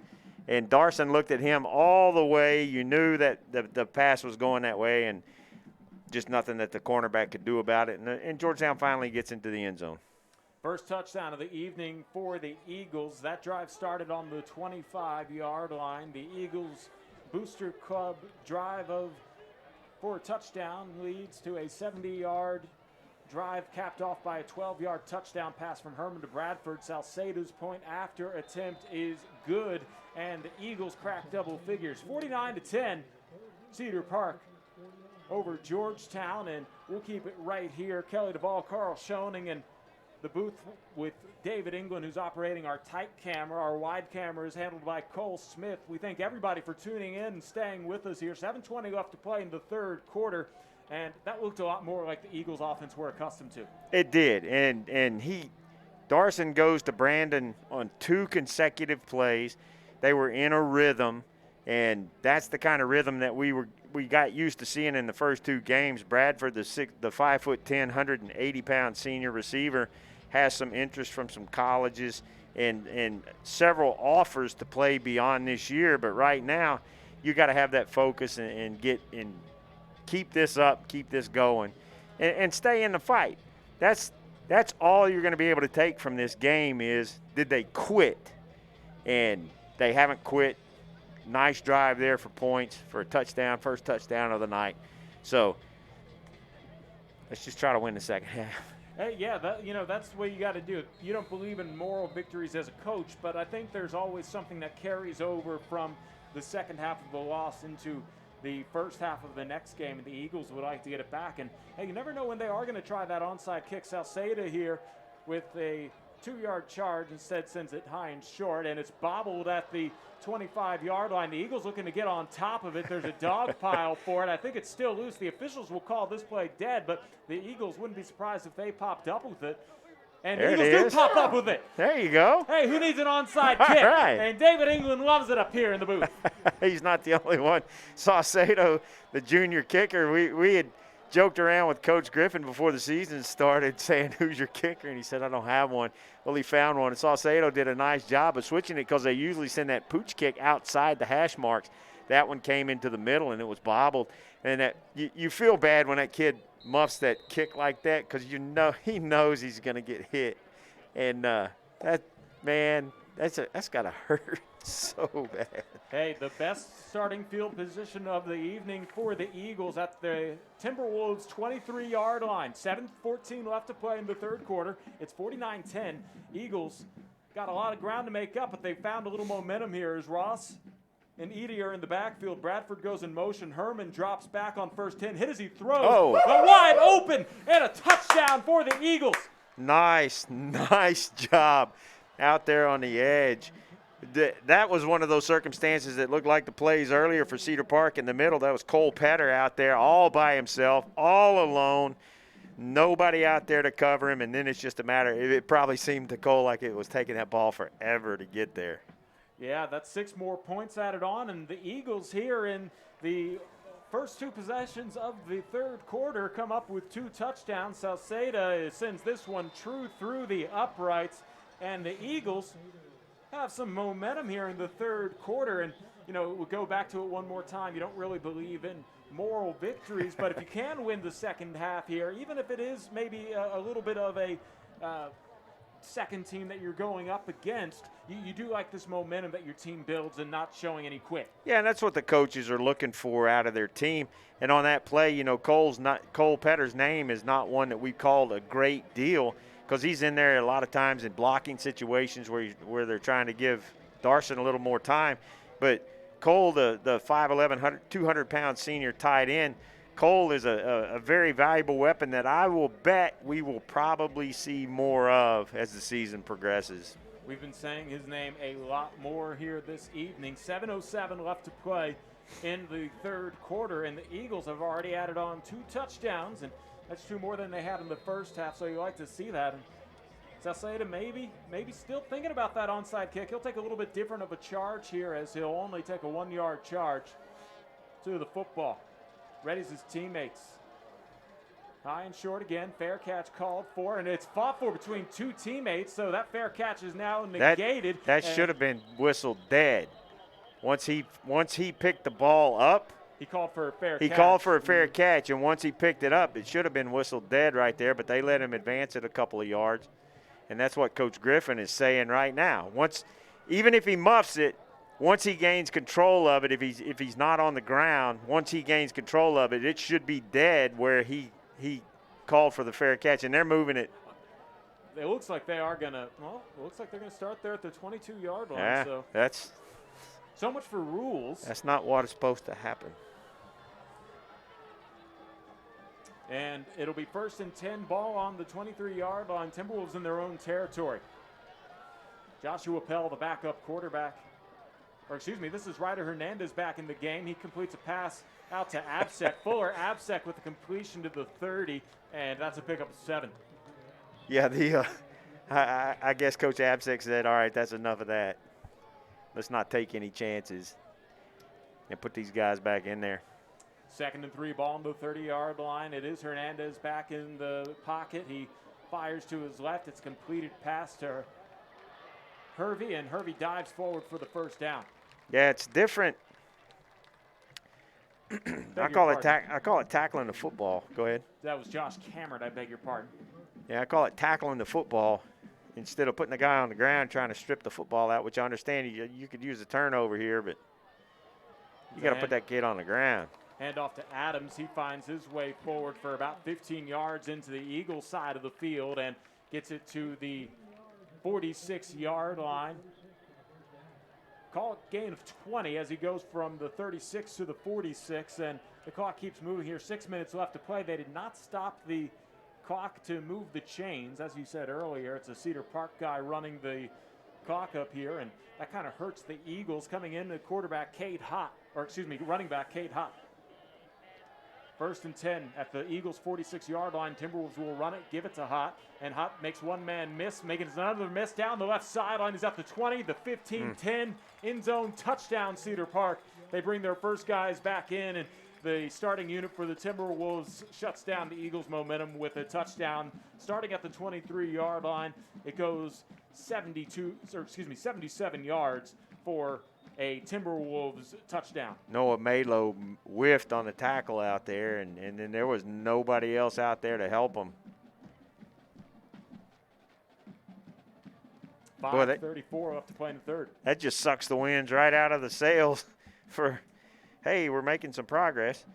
I don't think any of us anticipated that Georgetown would come back and make this game interesting, but you have your first time on defense in the first half, 3 and out with a backup quarterback in there, and then now you got back to the mental mistakes.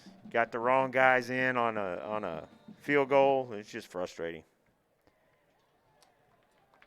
Borer sends it through for the extra point. It is good, and the Timberwolves now lead it in the third quarter, 56-17. We'll be back with more Eagle football on SHN Sports in a moment.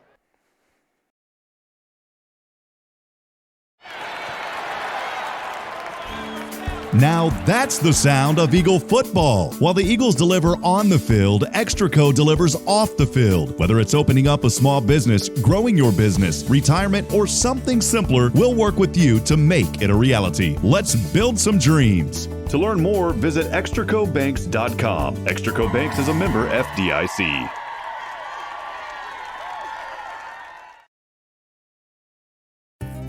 The Oak Ridge Disciple House is a proud supporter of Central Texas high school football. The Oak Ridge Disciple House is a faith-based, nonprofit 501c3 Christian character building ministry helping men 18 and older who are suffering from drug and alcohol addiction. If you or someone you know needs help, there is light at the end of the tunnel. That light can be found through the Oak Ridge Disciple House. For more information, please visit oakridgedisciplehouse.com.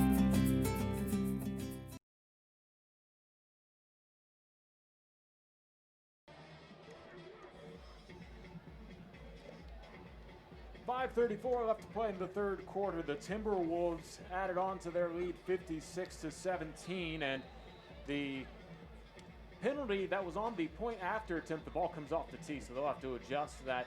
We'll put this kick starting at the 45-yard line, and Borer, who has been busy this evening, will have to reset that ball before he sends it away. He's going to take a 10-yard, called a 9-yard charge before he sends this one to the Eagles. Not all that often that your kicker's the one that needs to be in the trainer's room the next day after this game, but as sore as he's going to be from kicking the ball so much, he's going to need an ice bath. The Eagles will accept the touchback there as the squib kick rolls out the back of the end zone, and the Eagles will start at the 25-yard line. And a little momentum picked up. The muffed kickoff earlier gave the Eagles a 23-yard field to work with, and they scored on it. And then earlier in this quarter, they scored their first touchdown before that. So here they are coming back out. 5:34 left to play in the third quarter. Darson Herman in the shotgun.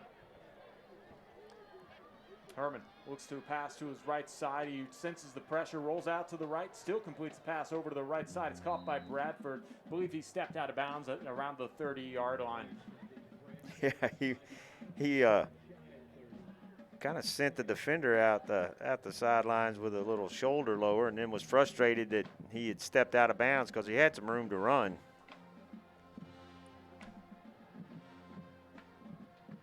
It might have been a loss there. Yeah, Shelby Battles, number 31, the linebacker for Cedar Park, was able to get in there and get Edie low, get him.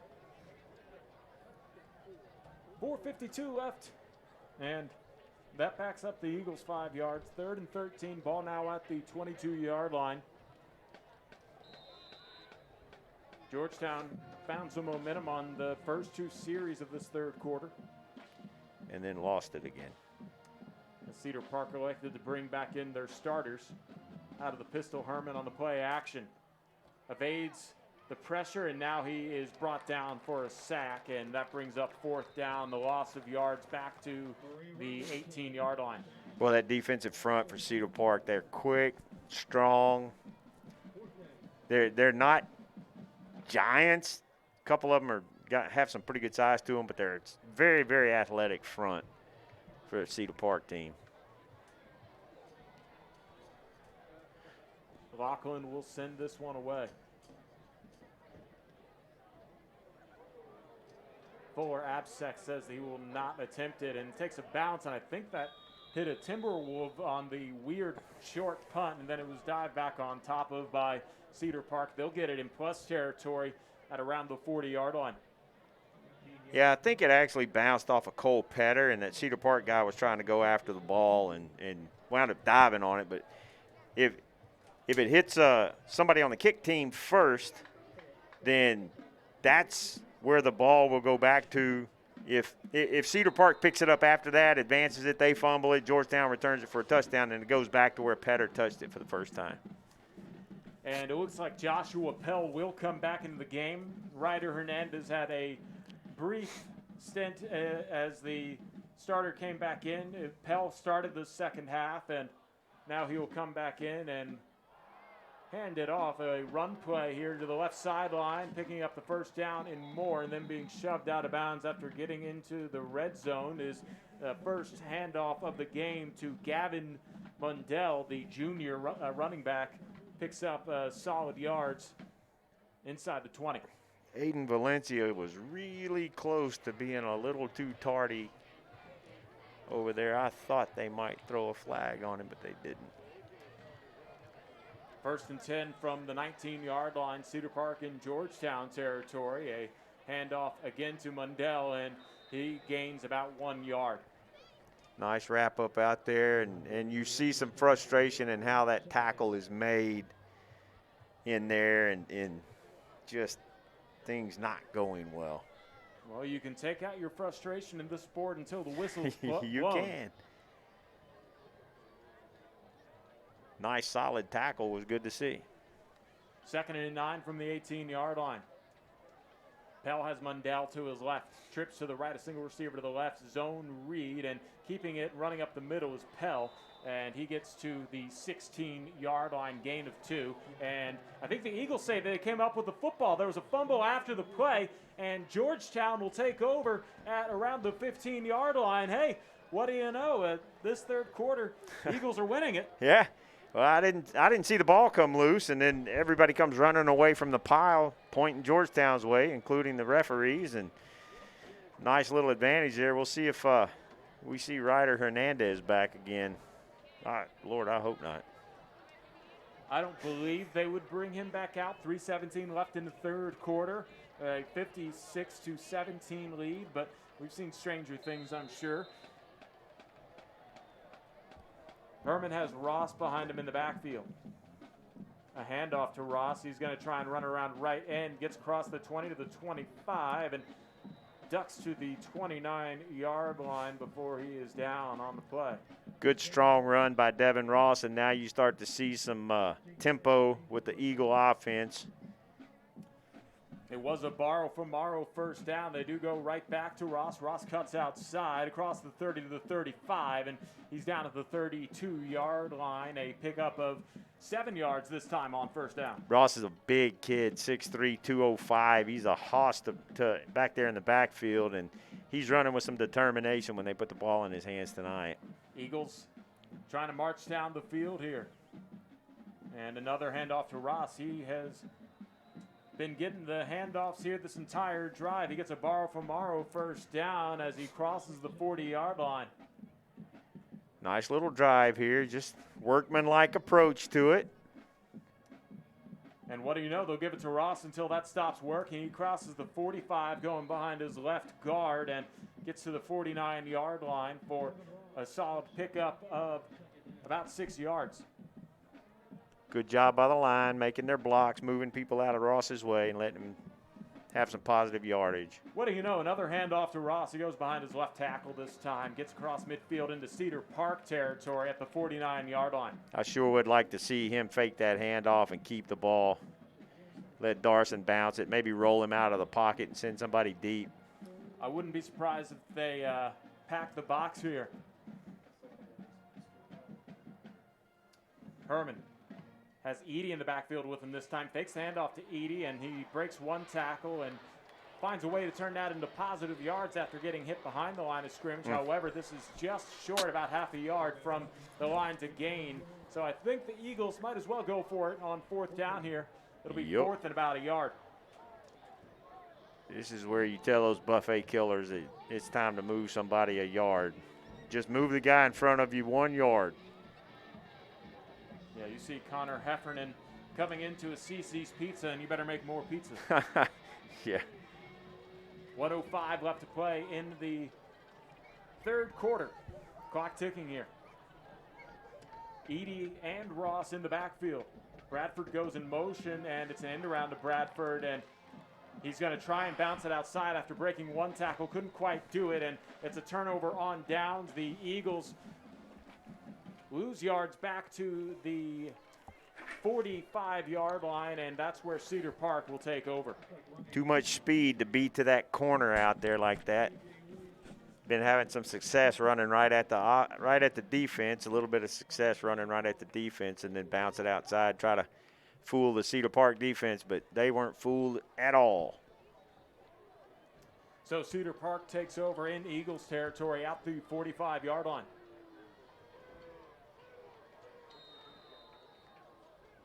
Trips to the left, single receiver to the right. It's Pell who is the backup and also plays defense for Cedar Park in the shotgun. Pell will keep it, run around left end, decides to throw it. Get on that. I think he was behind, across the line of scrimmage, and the pass is now ruled incomplete. A sloppy play there by Cedar Park, and they're lucky it's only a loss of a down. It looks like they'll call that incomplete. Man, that was a backwards pass. That was a backwards pass across the line of scrimmage, if I'm not mistaken. Well, and that would be all right. So it's either an illegal forward pass or it's a lateral. That's true. And they missed both of them. So either way, 2nd and 10 now. Ball on the Eagles' 45-yard line. Pell on the shotgun. 3 receivers to the left, a single receiver. That's Hervey to the right. And a handoff to Mundell. Mundell runs up the gut and finds his way to the 44-yard line, a pickup of 2 yards. Just, A lot of game left here, or excuse me, not a lot of game left here. 23 seconds until the Extraco Banks 4th quarter. And I think that they're just going to let the clock run out, so that will take us to the Extraco Banks 4th quarter here on SHN Sports. Your score at the end of 3 quarters, it's Cedar Park Timberwolves 56, the Georgetown Eagles 17. We'll be back in a moment on SHN's YouTube page.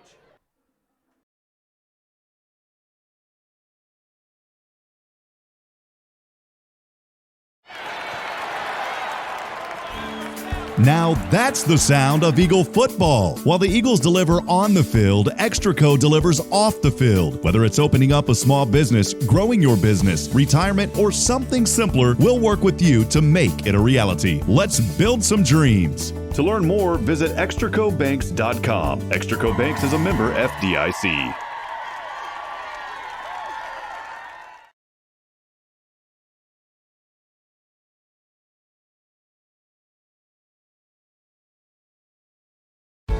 Hey y'all, this is Michelle with Schlotzsky's. I've been here since 1997 when we opened our doors right here in Georgetown. As a lifelong resident that is dedicated to this community, I am passionate about our customers here in Georgetown. At Schlotzsky's, we make our buns fresh from scratch. We fused aged traditions with chef creations. Our employees have over 60 years combined experience in crafting the most savory sandwiches. Satisfy your hunger with the 13 ingredients that make up the famous original sandwich. Schlotzsky's, lots better.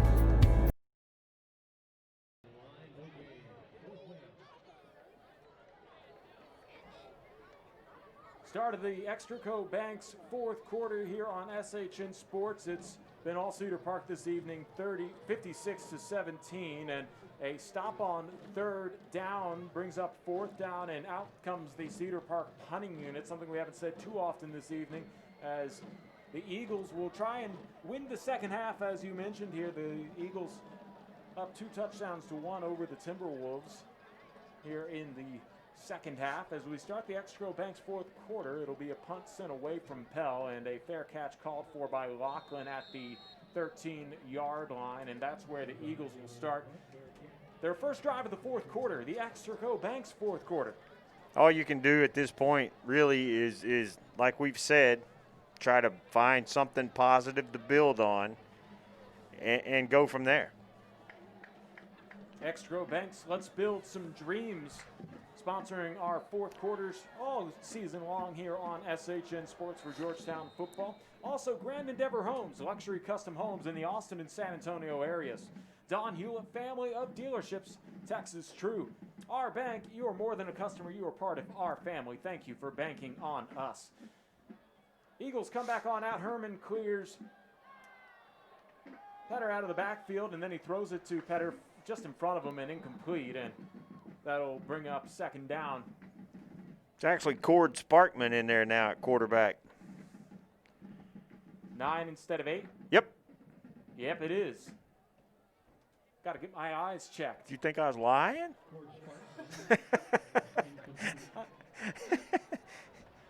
Sparkman looks like he's been hitting the weight room a little bit. I'm surprised that I couldn't tell the difference. It's a handoff to Ross, who runs up the middle, and he gets out to the 22-yard line. And, man, he has been the player of the second half here for the Eagles, as he's done a great job running the football. They want to tempo the Timberwolves. It's another handoff to Ross, and Devin Ross picks up the borrow for Morrow, 1st down. I want that feed me.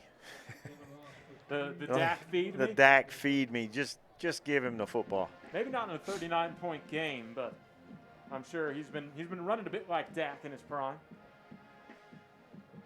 Here in the Zeke, second not half. Dak. Excuse me, Zeke, you're so right. Yep. A quick pass out to the left side, and it is completed from Sparkman. Completing that pass is Dickman, so Drayden Dickman comes up with the catch, and it's 2nd and 3. Sophomore receiver, fast receiver. 2nd and 3 ball on the 32-yard line. Eagles in their own territory. Oh, there it is. Sparkman looking for a deep pass down the right sideline. Caught by Lachlan, and then he couldn't hold on to it. That's one where you're thinking about the touchdown celebration. Oh.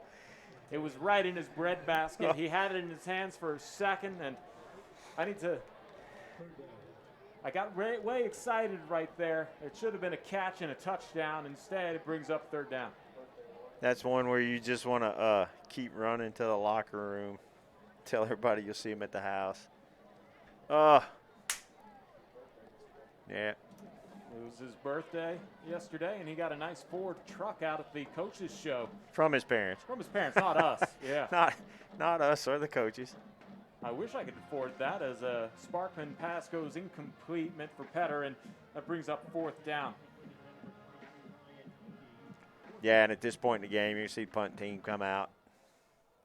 So Lachlan will be kicking this one to Gunnar Apsek.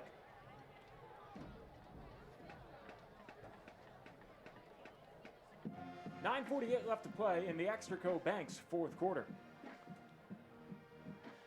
Good kick. Yeah, it's a great kick. Takes an Eagles bounce at the 30 and will be picked up by Apsek at the 15. And he just runs out of bounds. The angles to the 20-yard line. And 80 yards in front of the Cedar Park offense here with 9:36 left to play in the Extraco Banks 4th quarter.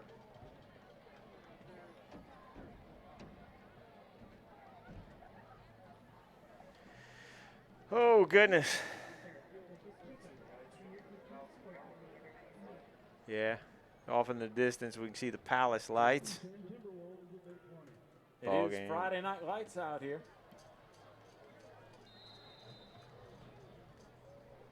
Football everywhere. Yes, sir. 56-17 your score here as Cedar Park takes back over. It's Pell handing it off, and a run up the middle goes nowhere. In fact, it's a loss of 1, so 2nd and 11 coming up.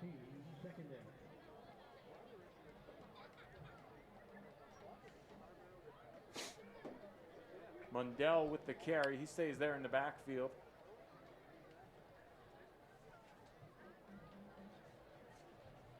Cedar Park using up all the clock they can. Everybody just wants to get out of here healthy now. 9 minutes straight up to play in the 4th. Mundell in the backfield with Pell. Trips to the left, a single receiver to the right. And it's a handoff to Mundell as he tries to go around the left end. He doesn't go anywhere and might have gained half a yard. Brings up 3rd down. Nice job of shutting the run down. And like I say, I think everybody on the Cedar Park side of the ball just wants to get out of this game, get it done with, get it over with, and call it a night and get ready for the rest of the season. An obvious passing down. I wouldn't be surprised if they kept it on the ground. They may give their young quarterback a chance to put a little air under something. Gavin Mundell lined up on the right. Man goes in motion, left to right. That's Cathy. He gets it on the end around, is able to shake one defender away, but then he gets swallowed up behind the line of scrimmage. And 4th down coming up here. But the clock running for the Timberwolves, and that's what they really want, is time coming off the clock. Well, I'm hoping everybody leaves with 3 timeouts in their pocket. Don't want that clock to stop. Yeah, and sometimes during this point of the game, there's a quiet agreement between everybody to let the clock keep running, even if it's a 1st down. We'll have to see what happens out here.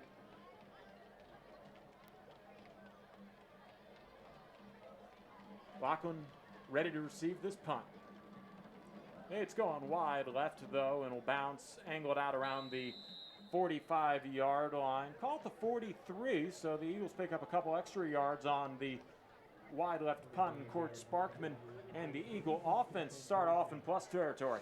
It's nice to see Cord get some playing time. Of course, not under these circumstances, but you'd like for it to be under better circumstances. But Cord, the senior quarterback, Coach Griffin has told us several times, he just raves about Cord and how intelligent he is and what a leader he is. And he really runs that quarterback room whenever they're having quarterback meetings, and that's good to see. I coached his older brother in Pop Warner.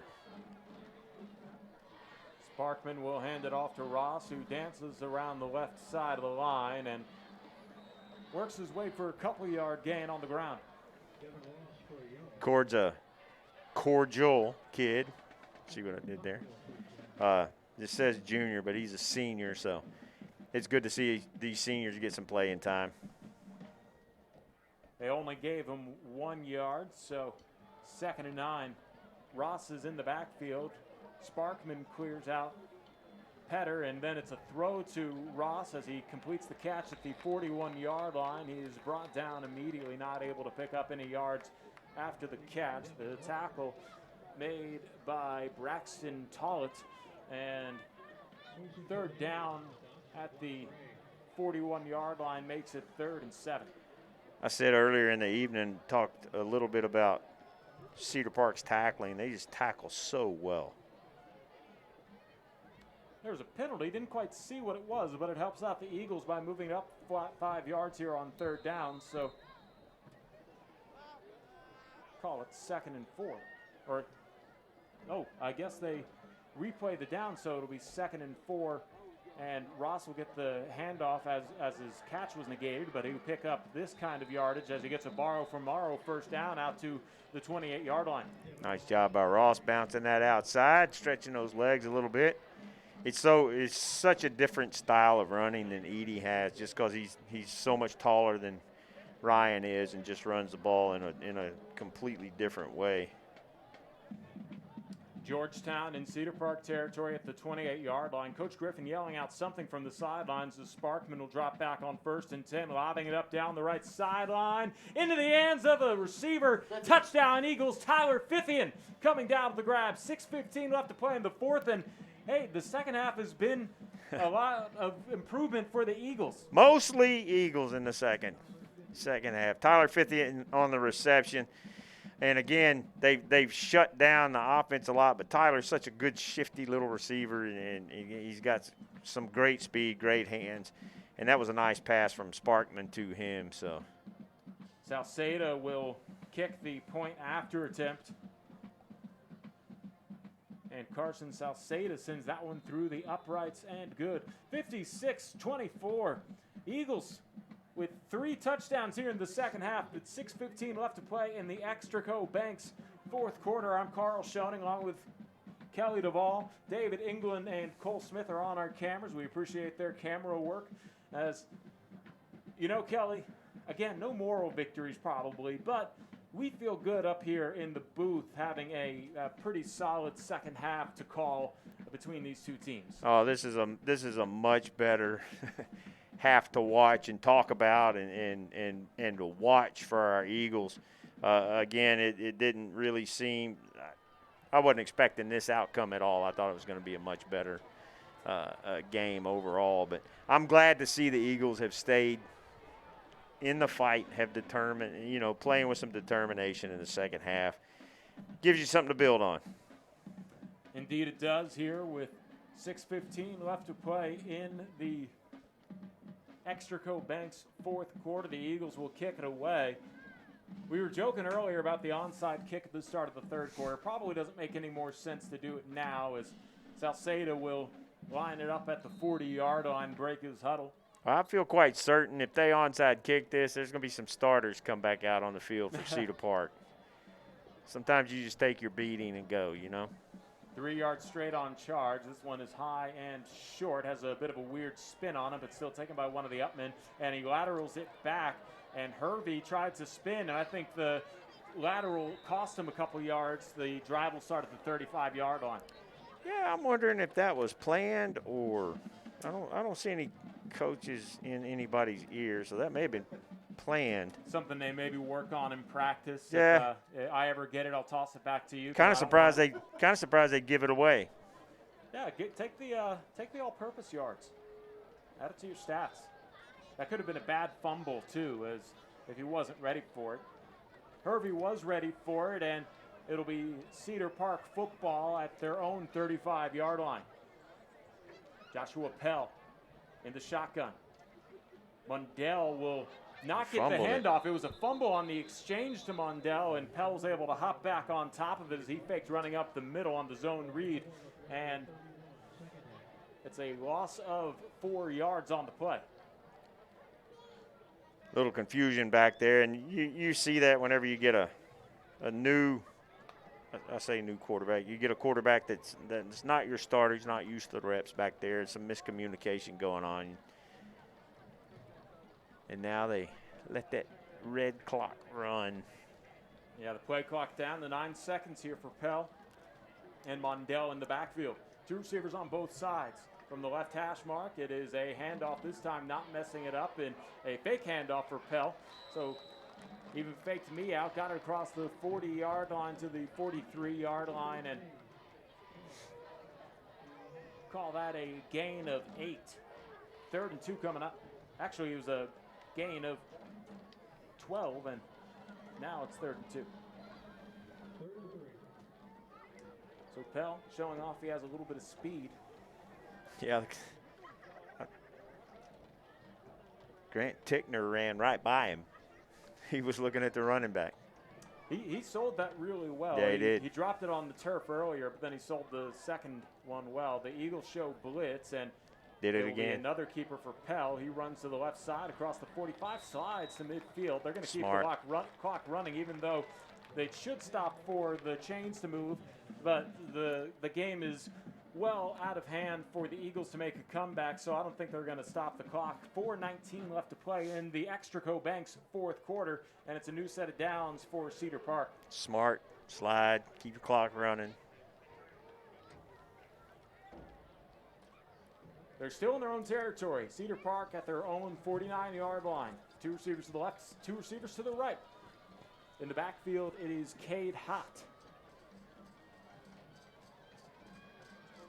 And Hott gets the handoff and loses 2 yards. The Eagles immediately swallow him up, getting through the line of scrimmage. Speaking of hot, I think whoever runs the AC in the press box left because it's hot. Tackle there for the Eagles made by Grant Tickner. And I think might as well go ahead and throw some blitz packages out there. Why not here? Let these kids who are kind of back up here at the final 3:22 left get some opportunities to lay some hits because you know they're going to run it. And now you've got game speed, time for these kids to learn and on the field. Pell evades 1 tackle and dives back to the 50-yard line. Picks up 3 yards on the play as 3rd down will come from midfield. Tickner thought he had him in the backfield. He got it right this time, just couldn't wrap him up and bring him down. 3rd and 9 here. The Eagles can get a stop. They might be able to get their offense back out on the field.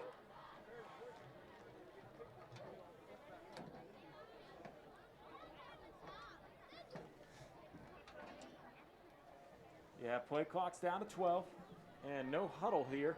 Or, excuse me, the huddle is here for the Cedar Park Timberwolves. I almost wonder if they're going to just take the delay game. Oh, they're going to take a timeout. So your wish does not go fulfilled as Carl Absek waits till the end of the play clock to call his first timeout of the second half. I'm not getting anything right tonight. I can't even.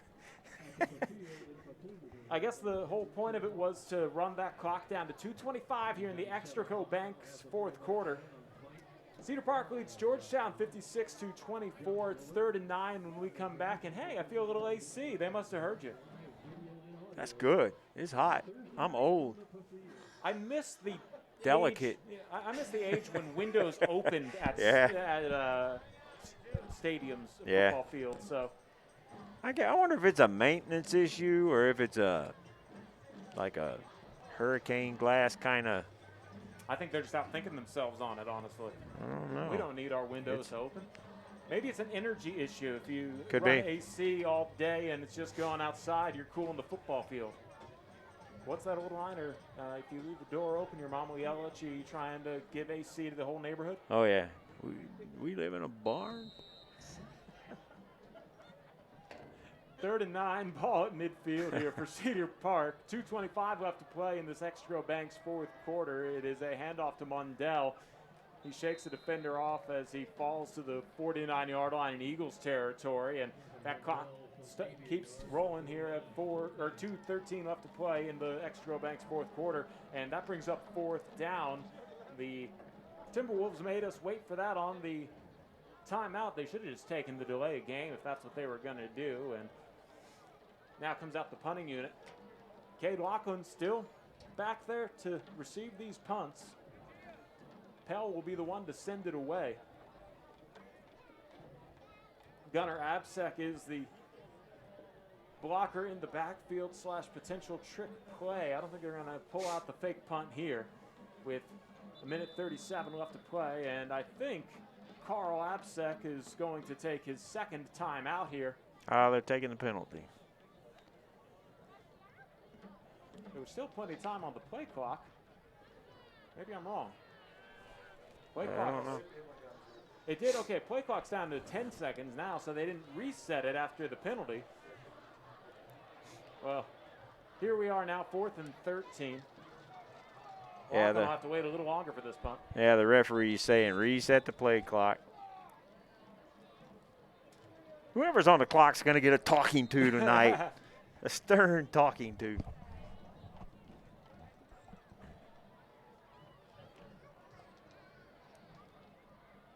Now Pell will take a wide, long snap. Still gets a beauty of a punt away. Lachlan will have to call for a fair catch at the 25 or 26-yard line. Depends where they spot him. And Eagles will have one more offensive possession here in the Extraco Banks fourth quarter.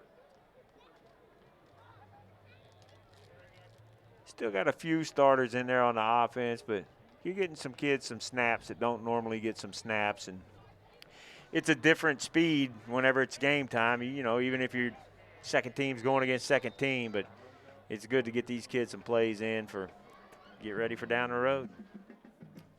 Sparkman has Ross in the backfield with him. 1st and 10, ball on the Eagles' own 25-yard line. Sparkman's going to change the play. The defense huddles up to hear what he had to say. Sparkman will drop back. He's under pressure. Fires down the middle of the field. Drayden Dickman tried to jump for it. Couldn't quite handle it. Also in coverage was Shane Cathy. And that's incomplete. Clock stops at 1:21 left to play in the Extraco Banks fourth quarter. Little too much air under that one.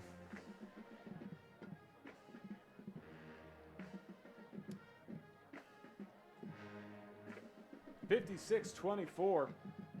1:21 left to play.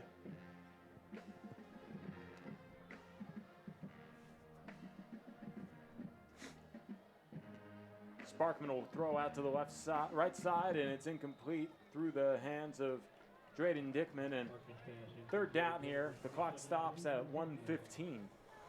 We've called Drayden's name a couple of times, especially here in the second half. He's a sophomore. When we were talking to Coach about him at practice one day, Coach was telling us that he ran a 4.46.40 timed on a laser at a camp this past summer. So he's very, very fast sophomore. It's a mishandled handoff to Ross. The ball hits the turf as Sparkman couldn't quite give it to Devin Ross. That brings up 4th down as the Eagles hopped back on top of it. A loss of 4 on the first run play of the series, and ball placed down at the 21-yard line, and it's punting time for the Eagles. 51 seconds left to play as the clock ticks here in the Extraco Banks fourth quarter. And I imagine if this one isn't run back by Gunnar Absek, there will be victory formation coming up for Cedar Park. This one is sent away. Fair catch called for by Absek as he crosses midfield for the fair catch. 37 ticks left on the clock, and the Timberwolves will take over at the 48-yard line. David's probably sad he's not on the sideline to get a post-game interview with Coach tonight. Probably pretty glad about that. I say that jokingly, but hey, the second half, totally different look. Totally, cut out some of the mental mistakes that just crushed them in the first half. And this Cedar Park Ball Club is a fantastic football team. Probably the best team the Eagles will see in the regular season. Well, and I want Georgetown to do well, but it's enjoyable to watch a good football team, and Cedar Park's a good football team. Really good football team. Pell will take a knee in victory formation. That'll start the clock and be the final play of the Extraco Banks fourth quarter. We'll keep this postgame short, as there isn't much we need to say from how this game's kind of gone, Kelly. We see the Eagles and the Timberwolves lining up on the same side. Now the Eagles will have to go over to the other 45, but a situation where the Eagles just never really had any kind of rhythm until the second half when the game was out of play.